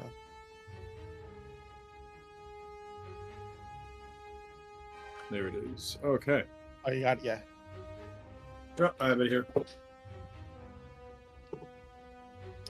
Ooh. What's my bonus? Light attack modifier +8. So that is a 24 to hit. Okay. That will hit.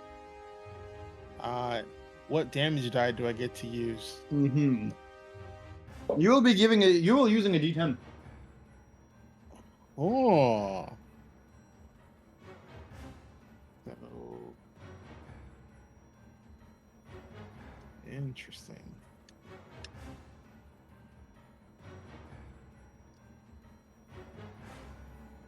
Oh, nice. Does it have any additional damage? Do I get to add any additional damage? Not that I see here. I'm At least checking, not for this one. This I'm, cantrip. I'm checking my features. Hmm. Hard.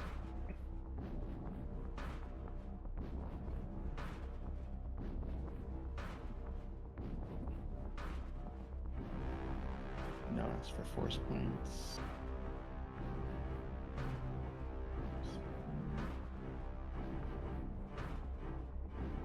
Again, that's for force points because I dipped in hard as a force points. Cool. Nope, just this 18. Just the flat roll.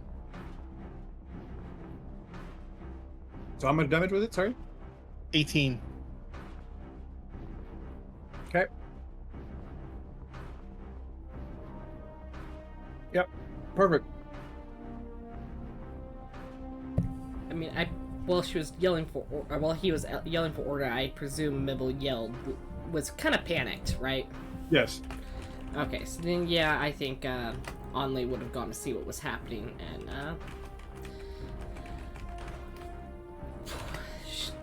probably just if she can get into a space where she can try and hit this guy with an axe, she would. Okay. She doesn't really want to throw the axe around in the spaceship, because that sounds like a disaster. So she will move in close. Okay. Swing away.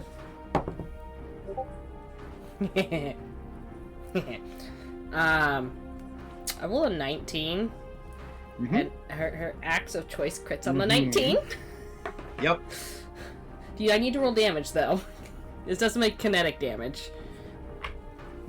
He'll take the... So your first is max, because we're doing brutal crits, right? Yep. And you roll the second set of damage. Yep.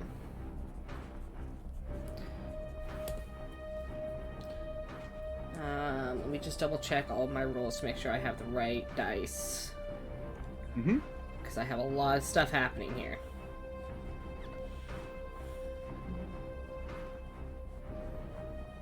Okay. Now the other stuff goes off because he hasn't specifically attacked me. So... Or dealt damage to me. Really, die? Really? Fuck you. The worst damage roll you could possibly get for a total of 21 kinetic damage. The duality of man. Oh. So, the lowest possible roll I could possibly get on a crit, because it has none of my extra bonus added crap, so it's 21 damage. Okay. Yes. Fuck you, dice. Yeah. I don't know if I get a second attack or not, if we're just doing like a little bit. We're gonna just rotate through everybody. Yep. Nibble, besides running, is there anything else you want to do before it's his turn again? I'm just reading. So you know what? I might as well use this new spell I have. Okay.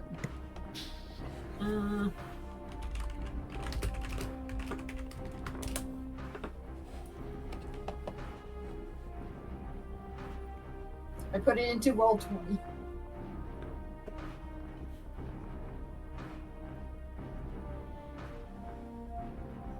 Okay.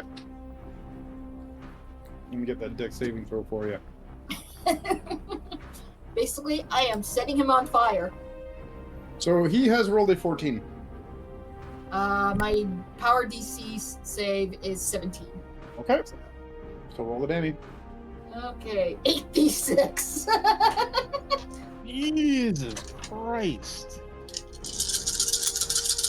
And I have a lot of d6s with me. Fucking tech fireball over here. You're pretty much like a grenadier. It's like if we were talking Pathfinder, like you'd be a fucking goblin. Mad bomber. 25 damage. Nice. As you use Immolate on him, and not only do you deal damage, but his robes catch on fire as he is laughing maniacally now. As he is now completely wreathed in these flames, and he laughs and he says, "Great, good. I'm very much happy to see your progress. Show me more!" As he extends his arms wide, and you all feel yourselves pulled in towards him. Eep. I need everybody here to give me a strength saving throw, please. How Oh, many jeez. people would be within my aura? At this point, since you're all in melee range, I would say, how wide is your aura? 5 10? feet. So people 5 next feet? to me. You'd probably have 2 of them next to you. I was standing in front of Mibble. Alright, not bad. Not bad. So Mibble would be one of them probably, and then Let's say highs for Kodav, lows for Only. Sure. Kodav is also within my order. Okay. So Okay. you both get +3 to the strength save because of my wisdom modifier. Okay. Let's see it. It's a strength saving 19.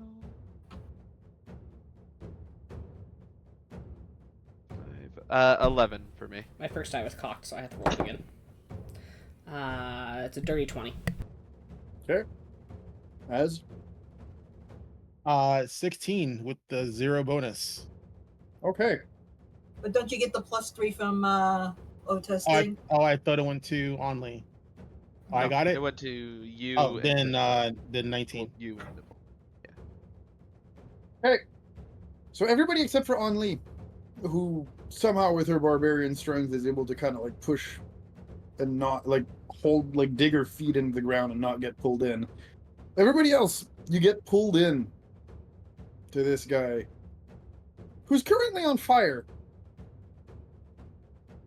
Okay. I'm not sure what you're getting at here. So 19 didn't even. And that fire starts to spread to the rest of you guys. Eee! Ow. Now, the good news is you're not taking any damage immediately, as you are currently starting to catch fire.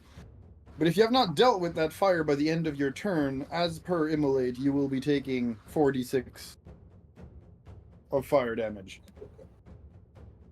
As long as that fire keeps burning. And they have to beat my DC. I hope so. Note, these enhanced flames cannot be extinguished by unenhanced means. But the target repeats the saving throw. Yes, it does take the 46 on a failed save, so they will have to beat that 17, correct? Okay. And I guess that also includes me. So I have to beat 17. Alright.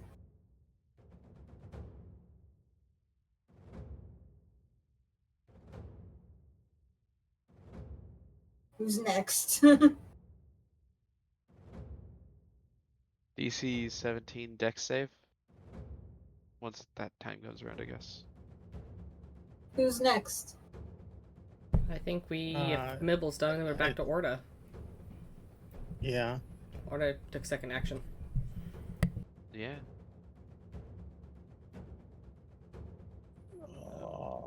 Assuming we're just taking it like a turn order.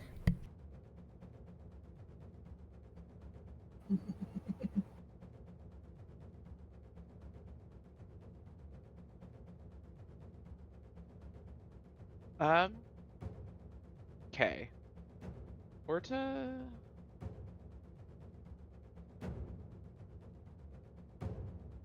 Is going to.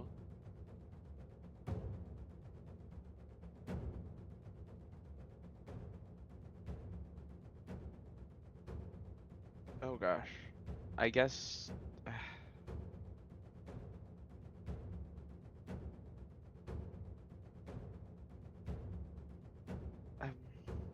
I'm just gonna be lit on fire.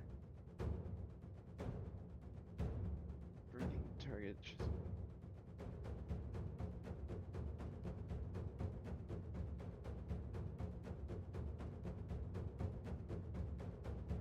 The saving throw is made at the end of the turn, so. So I guess I'll go ahead and punch. I guess punch twice more Yep. and then try to get out of dodge. Alright, let's see it.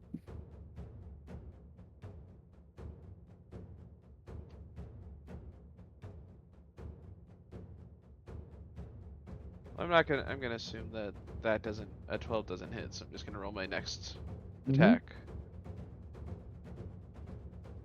I'm gonna assume that a 9 doesn't hit, and I'm just gonna move on from that. Okay. Let's see it.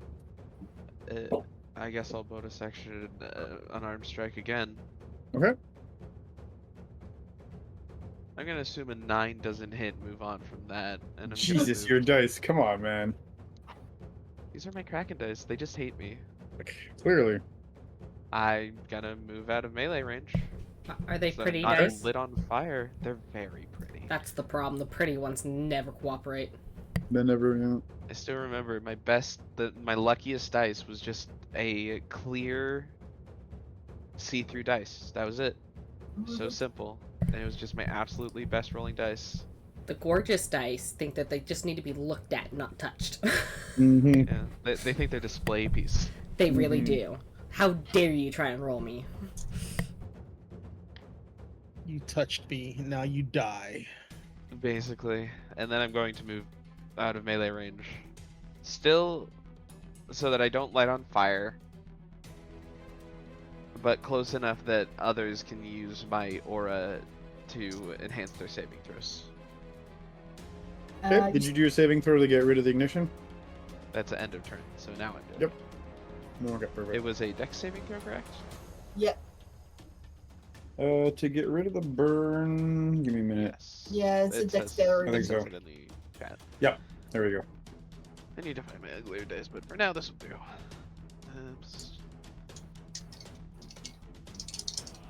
Seven's not gonna work, so I guess I take 4d6 damage. Yep. Was it? Oh, geez. 17 damage. Okay. Have you considered breaking concentration on this? Do you automatically lose concentration, or do you have the same concentration check like D&D? No, I'm saying have you considered breaking concentration on the immolate? Just dropping the Oh, spell. gotcha. Dropping the spell. It would have to be a Mibble's turn. Yeah, Well, how much damage am I taking? 17. Oh, cool.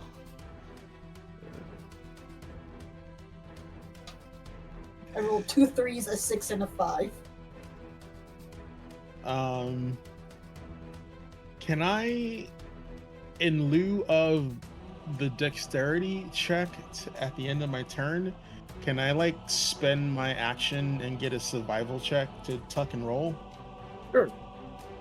Do it well enough, it'll give you advantage on the save to get rid of the burn. Cool. Could have tucks and rolls.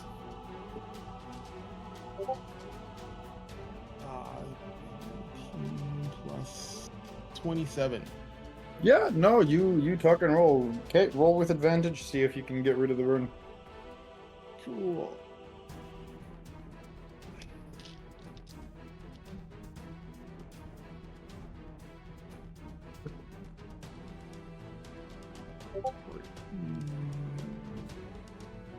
Am I still close to Orda?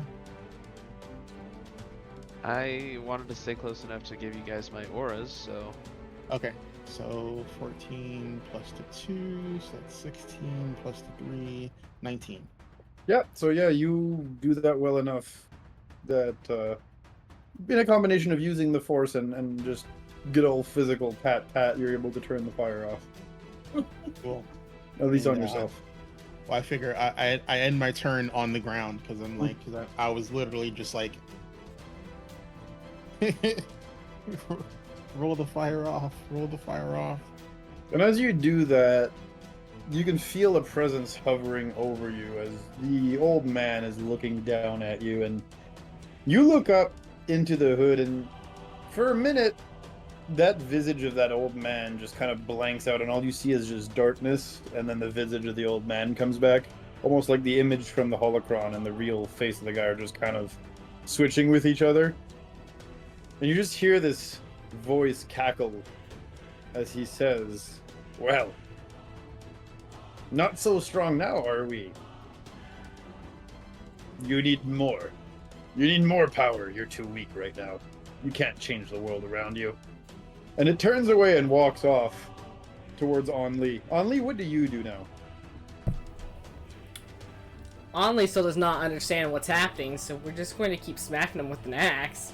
That's what I like to see. She'll take her 2 swings. For a...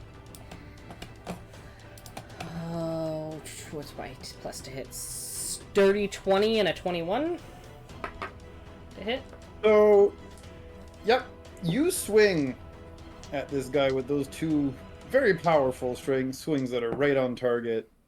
And you just hear it, you have too much power and it's not controlled enough. As your axes go right through his body. And I assume since you were swinging at him and going right through his body, the next person that is right behind him is Kodav, who's on the ground. I mean, it's not going... That's a miss. I pictured her swinging vertical the whole time. Because horizontal or vertical? Oh, sorry, horizontal. The whole time. Right. So I don't think it's going down, because that's how I imagined it, but I don't know if you accept that at this point in time. No, that's fine. It's fine. If it's going horizontal, then it's not hitting Kodav, it's hitting Orda, your pick. Well...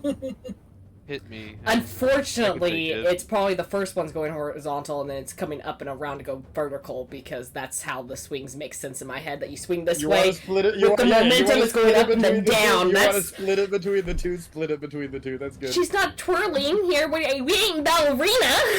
No, but you said horizontal, so one's for Orda, and then vertical, one's for Kodav. Well, it's just in my head, that's how I'm picturing it. I'm like, how are swings, what makes sense to me...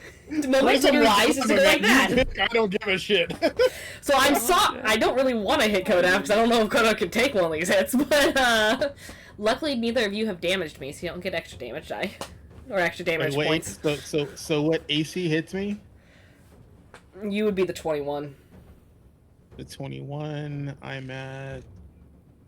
And then Orda would be the 20. So it'd first hit Orda and then Kodav. The aura, does the aura affect my AC or just saves? No, it just saves. Then that's not gonna help me if I do that. Luckily, you guys are just taking the D12, nothing, and the bonus, so it's not like it's critted. Not bad. I didn't crit. I didn't do anything crazy. I mean, you said 19 plus, right? Oh, no, nat 19. Okay, this was not a nat. Okay, this is not a nat. No. It was a dirty 20 and a dirty 20. No, I've been playing another system recently where if you do roll a 20 and higher, whether it's dirty or not, it's technically considered a...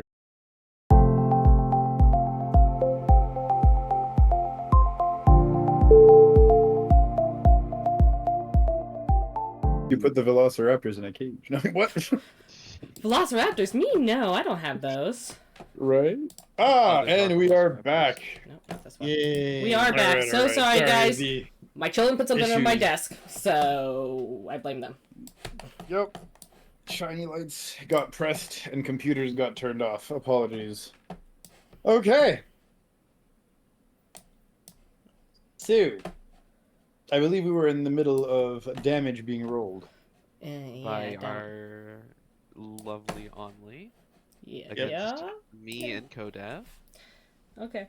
Well, Orda, you're going to take 10 kinetic damage. Ooh, fun. And Kodav, you will take 12. Okay.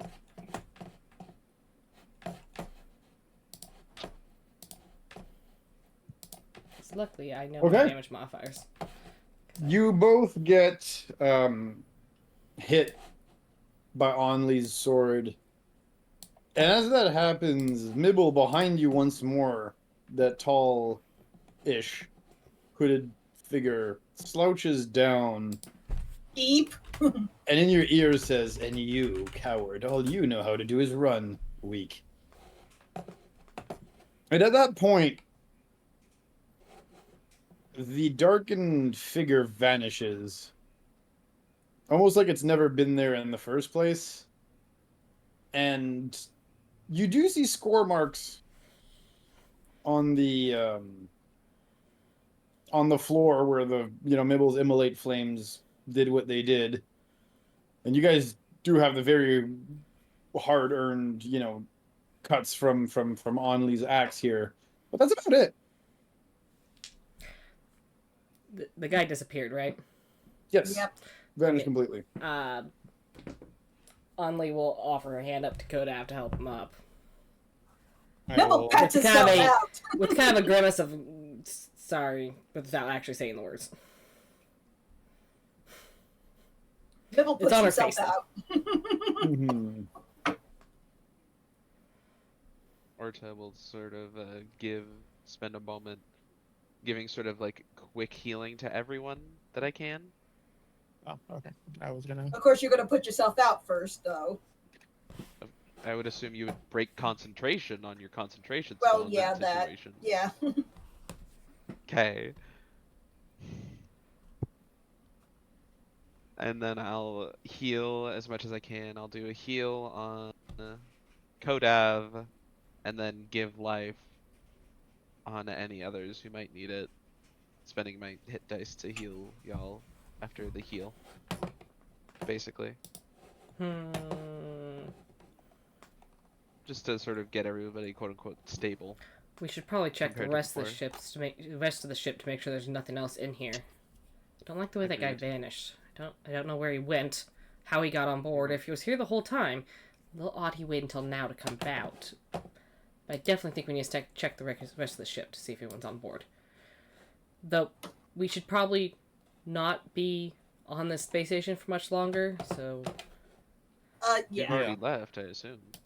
No, we're still docked. We're still docked. Still docked? I haven't heard the preparing. engines. Oh, we were just getting into our rooms. And it's so loud that through the hull of the ship, you're now able to hear a proximity alarm. Yeah, we need to get out of here. Yeah, we need to go. Mibble is going to start the ship and get us out of here. Okay. And you start the ship, and you punch it out of the hangar. Mhm. Give me a piloting roll real quick. I'll give guidance. Okay. D6. I get a D6. Okay. Piloting. Let's go.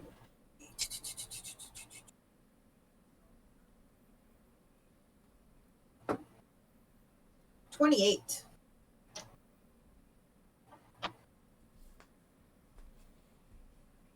Okay. So yeah, you zip on out of that hangar bay, and as you zip out, you see three large, even from where you guys are right now, shadows materialize into real space from hyperspace. I thought we had 30 minutes. We fucked around. Well, we You spent fucked 20 around for about 20, and then Yeah. Fought the guy, fought the guy. So then yeah. had to get the ship up and Yeah. running and out. Yep. ate up Um, all our time. And all three ships blissfully and thankfully ignore you guys as they head straight towards the station. Oh, that's right. We're still registered as a Sith ship. Yep, correct. As two of them set up flanking positions next to the station, while the third one starts docking procedures.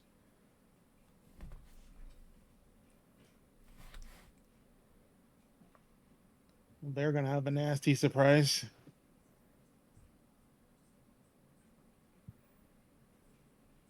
Go ahead, say And that out loud. what you see coming through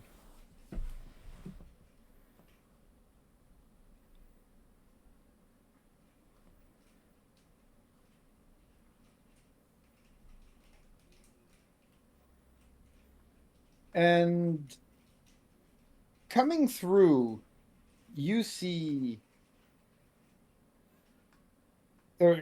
sorry, I had a stroke. So you see that ship dock, right? And actually, Orta, like, you will just hear this little echo of, may the force be with us for a sec. And you just all actually at this point see the station start to just, for lack of a better term, combust as certain bulkheads blow up, and you now understand that the Queen was probably making the reactor go critical at this point. Oh, Realizing damn. there was no way they were going to do anything against the three warships, they kind of lured them in a little bit, probably using those comm operators that looked human to kind of get them in close, tell them, yeah, please come on board, we need help, before detonating the station. Why'd I have And the a last feeling? thing you see and feel as the ship jumps into hyperspace is just that pang of feeling as the, I guess you could say, central node of the Wi-Fi system just pops shut. And just as that happens, you hear a crackling and squirming sound coming from wherever you left the egg during these events. Yeah, it was just from my room. It was probably still in my room. So, yeah, you're hearing that noise coming from the room.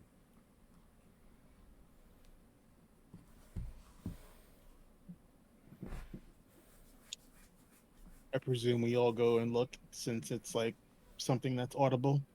Yep.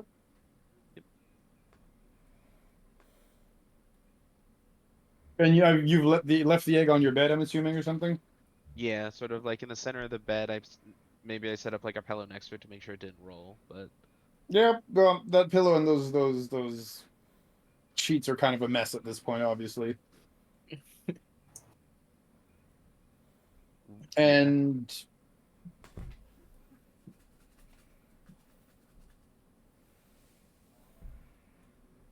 in front of you is a very young and diminutive version queen.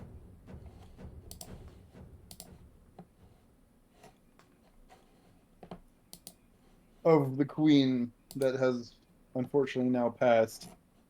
At Orta, the Wi-Fi pops back on, for lack of better terminology. We are Borg. And you just hear... We hear the voices.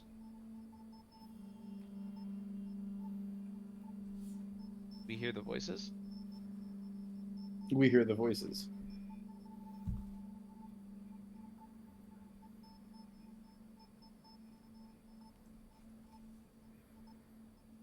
As it looks at you, dead in the eyes.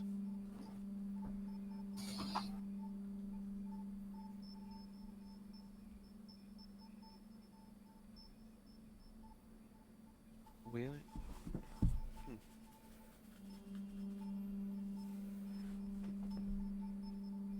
Where do we hear them?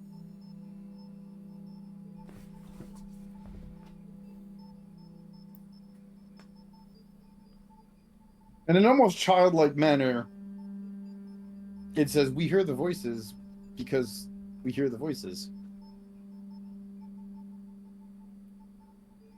We hear them here because we are speaking them, and such we hear the voices.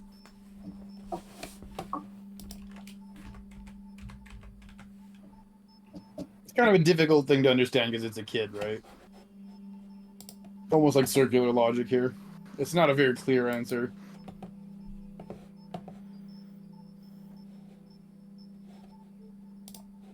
I'm gonna talk to Mibble and go, are there any similar planets to the one we just left close by or within reasonable range? I would have to check. Why? Because I don't think we want a colony of her kind living on the ship. I doubt there'll be enough room. I don't imagine she'll start creating her colony that quick, though I don't know much about the species.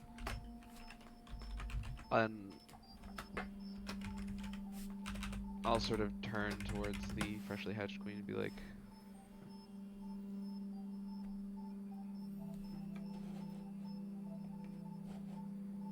we will always hear the voices, I imagine.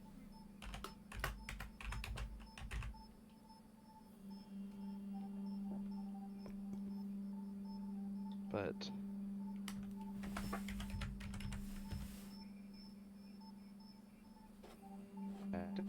to say to it that, but And again, with the youthful exuberance of a child, it cuts you off and it goes, where one voice was, now there is two. We want more. More voices. Yeah, I'm out of here. You don't hear that. Can we? Because then it would be 3 voices. Right? Yeah.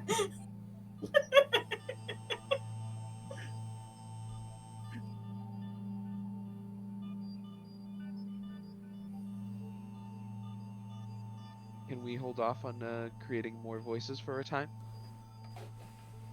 Such as when the ground stops rumbling like it is right now?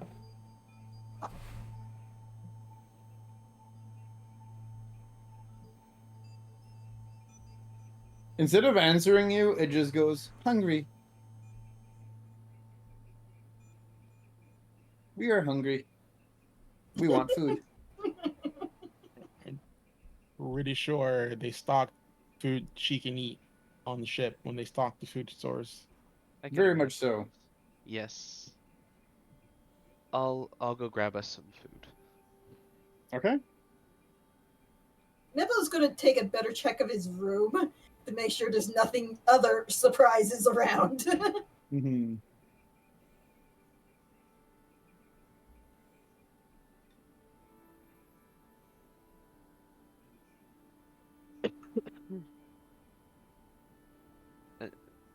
Yeah, and I'll grab food. And once the small queen has ate, I'll try to sort of project an image of where we are headed to, which I'm assuming is Tython.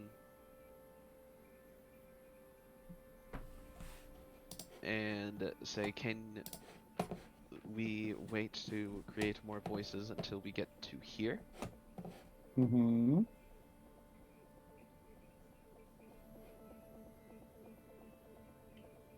Here being Tython. Since we are headed to Tython, right? I don't know. You guys haven't picked a heading yet.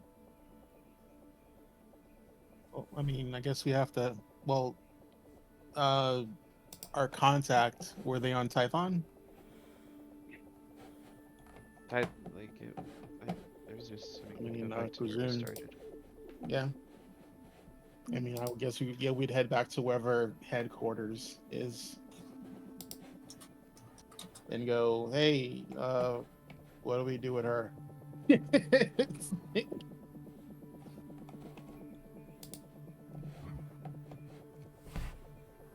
Well, that's your answer, Orta.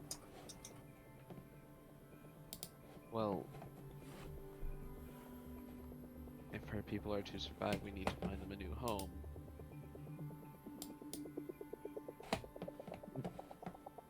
Maybe there's a planet within the council's purview that they can colonate or share. That feels like the soundest option to me as well.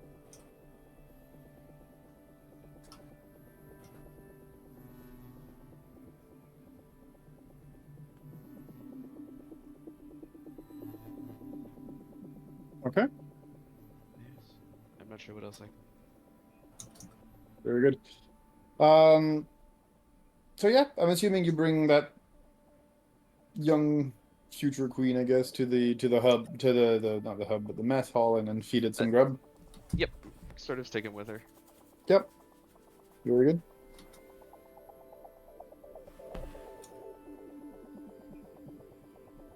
And yeah, just make sure they ate.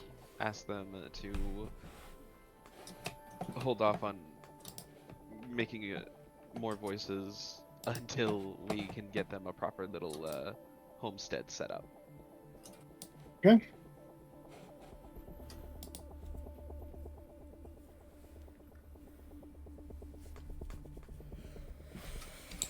How well that works out, we shall see.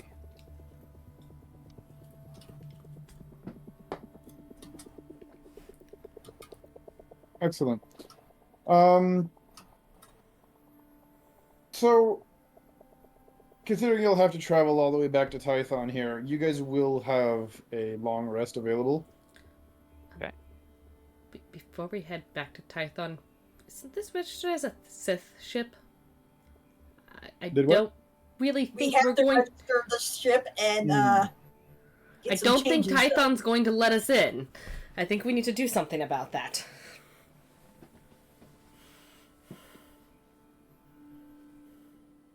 So what are you guys doing about that? Do you guys know how to change a ship registration? Can't you just hack a computer and get it done? Is that not how it works? It's not that easy. We had to jump through some hoops the last time.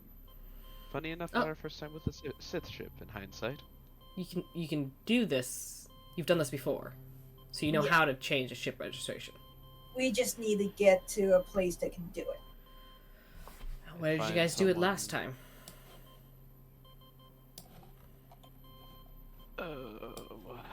What was the name of the place? I don't remember the name of the place. All I remember was the murder that happened there. If you're talking about the planet where you changed the registration the first time, that was Corellia. Would be Corellia is the place that we went to last. So don't we Big need to fat such thing. arrive there first? I don't know about you, but I don't feel like being shot out of the sky as we enter Tython Neither do airspace.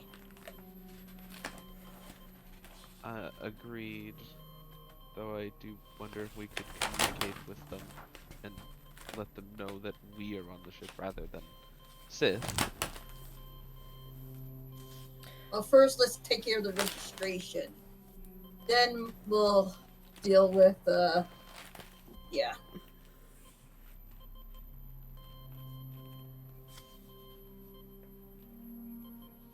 We do not have our connection that helped us get that taken care of. Well, does the ship... Has anyone checked to see if the ship is capable of that long-range communication? I take a look at the communication console.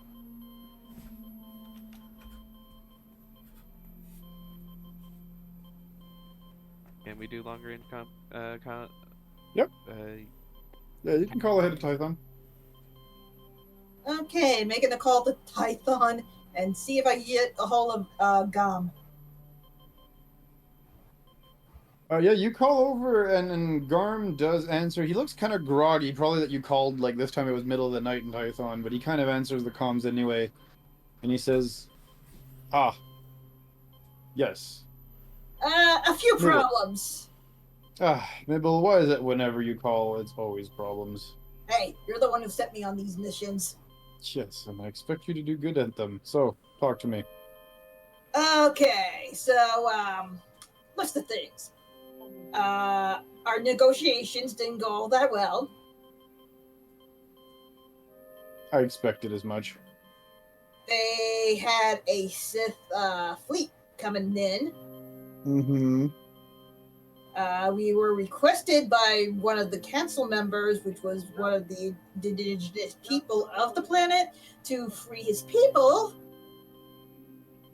To which we did. They took over the, well, we went down to the planet, we lost our ship,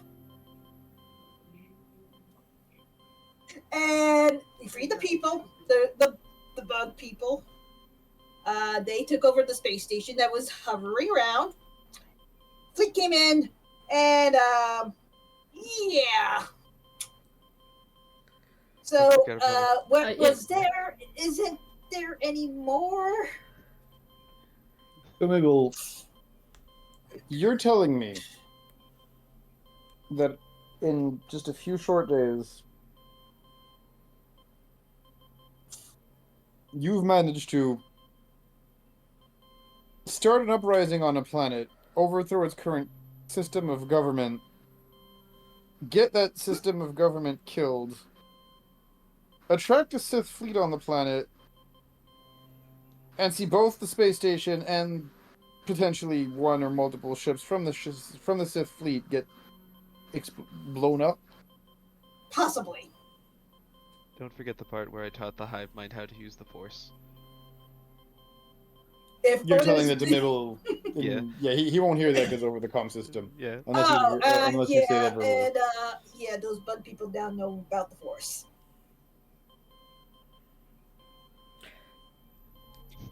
If you're going to include that, you might as well include the fact that we have the juvenile new queen with us as well. Oh yeah, we also have a new queen for that said bug race. Also, we are on board of a Sith ship. Again, need new registration and all of that. A different Sith ship. Also, those bug people started to send out many other egg pods with the escape. I'll let you handle that when we get back. That's all Grom hears. We'll talk about that one later. We'll talk about that later. Grom's in the way. Please, what else? Talk about what later, Mibble? I'll let you talk to Oda when we get there. Orta, but yes, okay. So am I right to expect you guys here in a few days? Yeah. So make sure we don't get blown out of the sky. Register this new ship is another thing. What do you mean? Well, like I said, our last ship is gone. Yes, and what's wrong with this new one that you just acquired? We don't have it registered to us, for one. Okay, we can figure that out when you guys get here. I'm sure I can put in a request with the Republic. Alright. You might want to mention that it is registered as a Sith ship, so we don't get blown out of the sky. Yeah. That's very if he was able, if he hears Huang Li. Mm-hmm. Yeah. I think he can only hear Mibble.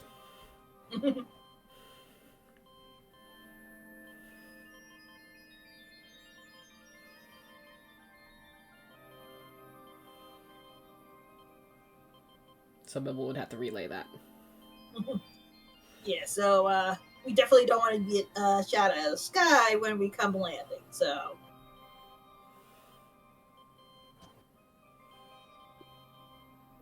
Send me the current registry of the ship you guys are flying. I'll make sure it's green listed on Tython. He sends over the information. Oh god, we don't even know that information. No, it's embedded with the computer. It's with the ship. It's like sending out your computer serial number. No, I get that part. It's the we haven't even looked to see what it says. We don't know how bad this is. We don't know how bad the registration is. We don't know who the ship was registered to. We just sent.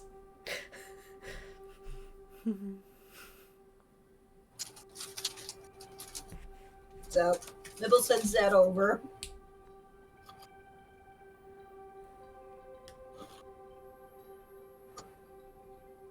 Register to hard to kill Sith asshole. Registered to Darth, why won't you die?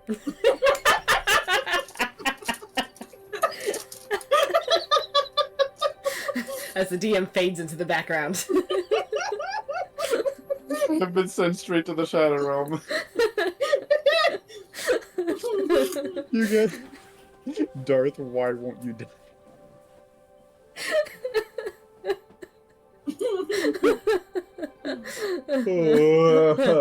Why? The names are often very symbolic. Which is not that guy's name from now on. Not that we'll ever run into him dead, because he's totally dead. At least to Li is, and me. Well, I mean, we heard what he said, but... True. Mibble wasn't there for it, so... Too hungry to die. God damn it, Rosa. Darth, goddammit, just stay dead. That's a good one, too. How many times must I kill you? What are we on, number 4? I don't know. I stopped counting. That'd be... I can't go that high. But that being said, yeah. So, the last thing I'm gonna need before you guys land, if you don't mind, is going to be what you guys are gonna do during your long rest on the way there, if there's any downtime stuff you want to do.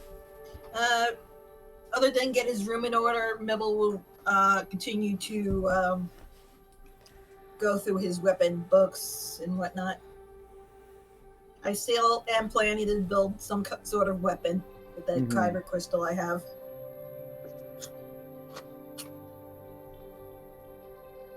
I probably don't have time to do any downtime activities as I am taking care of a child. So I will be taking care of a child and occasionally meditating.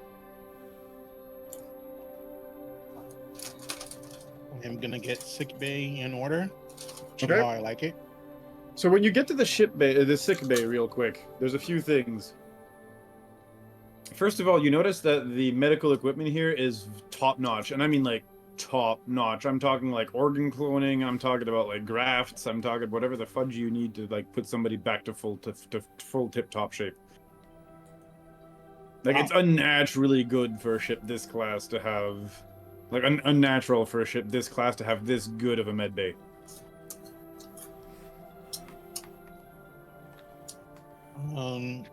Any hidden experiments? There's no hidden experiments in here now, but you have a sinking feeling that this place was probably used to patch up, you know, Darth, why the hell won't you die? Whenever he came back from his more extravagant... That name's gonna get longer every time we say it. Yes. During his more extravagant sorties.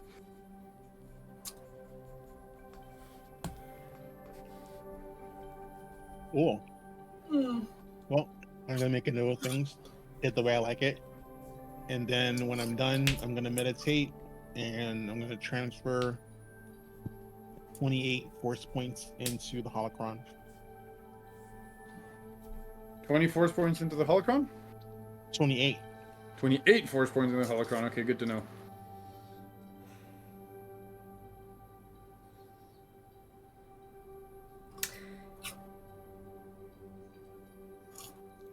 Is there some sort of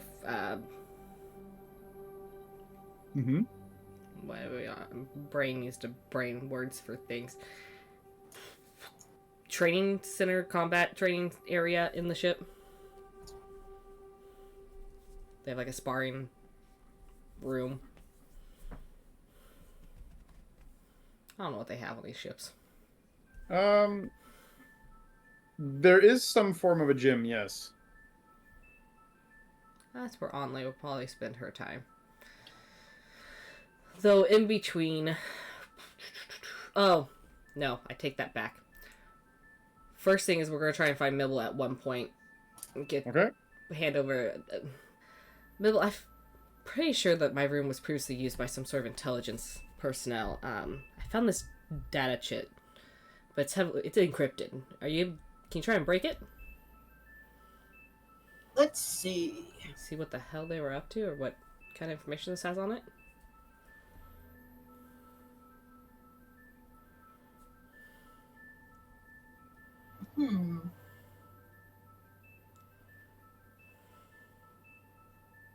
I do have this. Does that do anything? Where are you putting this? Roll 20. Ah.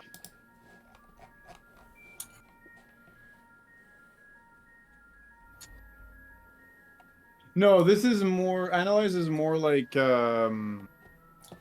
Identify. Oh, identify. There we go.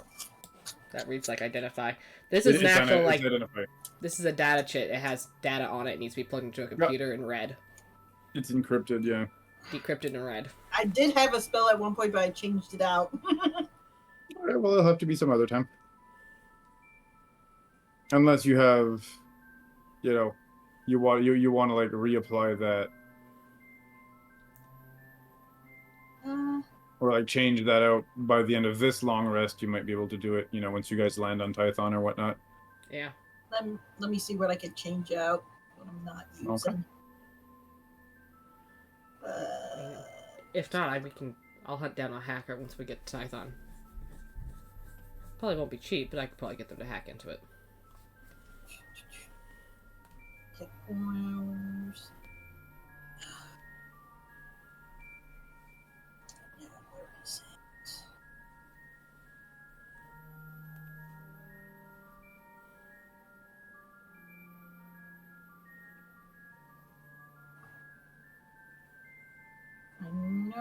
in my thing for.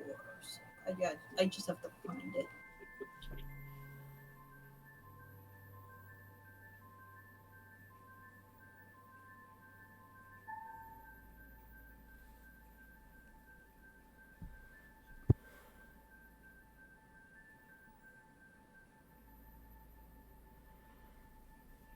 I think that might be it. Either way, it sounds like you can't help out today, so I'll just put this in my pocket until another day.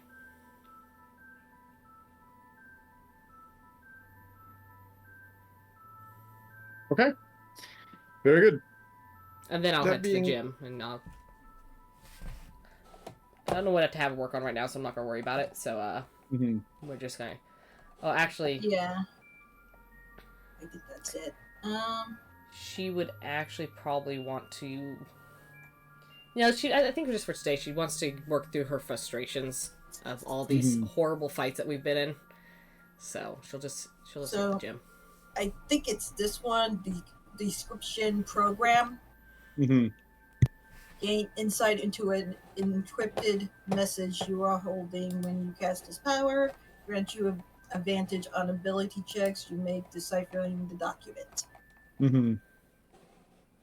So that would be it, right? I think so. That sounds about right. That is.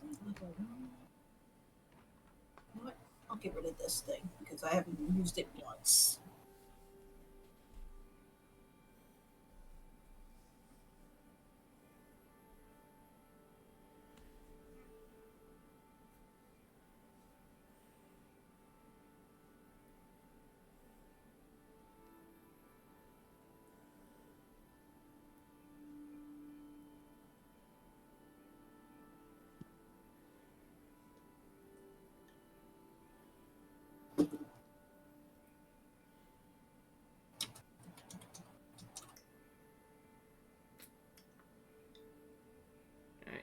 And the only other thing I have to say about Anli is while she's working out, her mind does quite often circle back to the statement Kodov made to her about, you know, the aggression and everything, because it kind of baffled her in the moment it was said. She didn't really say anything because she had something she had to complete, but it's something that she does think on.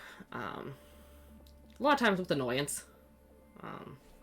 I think the most time the thought that comes into her mind is, you know, not all of us can see the world so black and white. Of course. Because you're literally talking to someone who uses rage to fuel their attacks. True. About being aggressive. Tell the barbarian they're too aggressive. And somehow you got punched in the face. Alright. So I took out repair droid and put in for description. Describe. Bleh. Yeah, and you can always switch it back after another long rest too. So. Yeah. Okay. So. Very good. I use that then. I think we can't because you have to take a long rest before you can switch out your spells. Yeah. So I don't think we can do that right now. I think we have to wait until we're back on Tython. But that's what it is. Okay.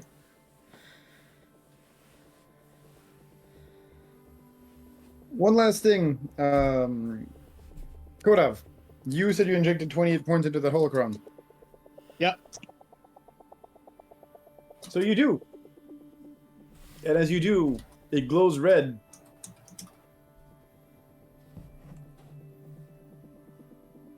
And you interpret that as the battery having been charged enough to once more allow you to talk to it. Okay.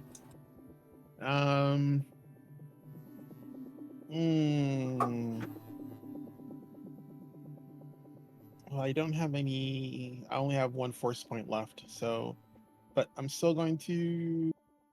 I'm gonna press the button so I can talk to it again. Okay. And when on top of the holocron, once more materializes a small hologram of the very person you seem to have just fought in the ship's common area.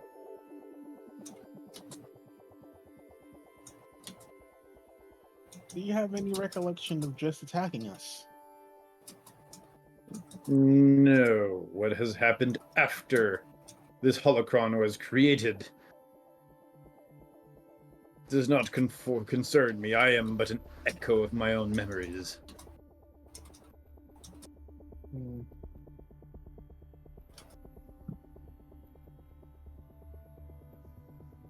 So I know you're not Sith. Indeed. You seem a bit angry to be gray. I fail to see what anger has to do with the color. Well, those who profess to be balanced within the Force tend to call themselves gray. I fail to see once more how balance has to do with anything. I never pretended to be balanced. Merely that I do as I see fit.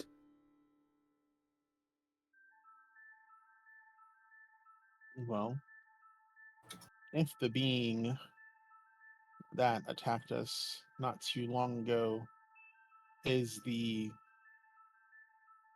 you after your imprint was done, then it was not aligned with either the dark side or the light side. Again, the Force is a tool. It does not have sides. We talked about the Hydro Spanner already, yes? Yes.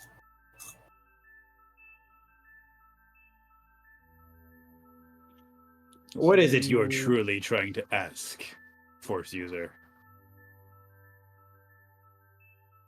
You mentioned you could impart knowledge to me.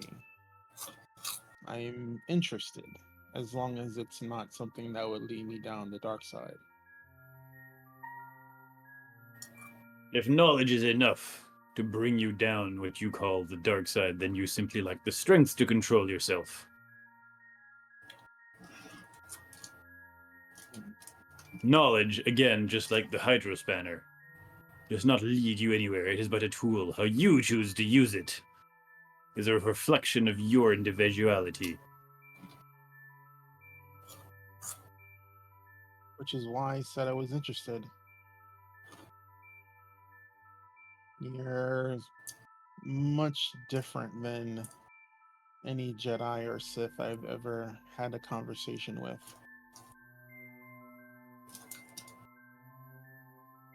And what would you have me teach you? Well, your after self claimed I did not have enough power yet. I would like to change that. And so power is what you seek. Not power for power's sake. I think that's a bit pedantic. Fine, let's skip the pleasantries then. And let me be direct. All power, no matter what kind, comes at a price. No. You let me know what the price is, and I'll let you know if I'm willing to pay it. Oh, nothing so mundane.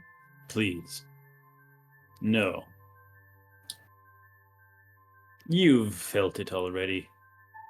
The trials, the tribulations, all the difficulties you've come and survived to get here today. They have made you stronger.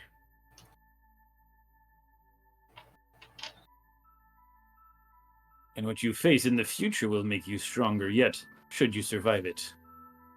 But like any other folly or chase, chasing power comes at a price. That's all. What price did you pay for chasing power? You hear a dark, deep laughter coming from the depths of the hooded figure. Ah, and the student does know how to ask good questions. And he's just going to whisper, "It cost me everything."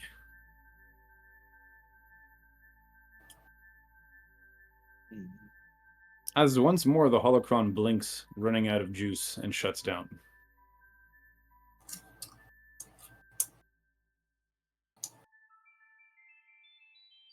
That's a lot to think about.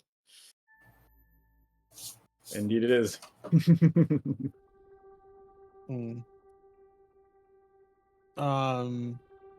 Kodav is just basically gonna finish meditating. Okay. And Nibble, we're hearing your rappers crinkle. Nibble, careful. Sorry, you were saying? Eventually he'll just go to bed after Yep. After meditating. Okay, very good. Perfect. So that's every Nibble, is there anything else you wanted to do? Sorry, before I forget.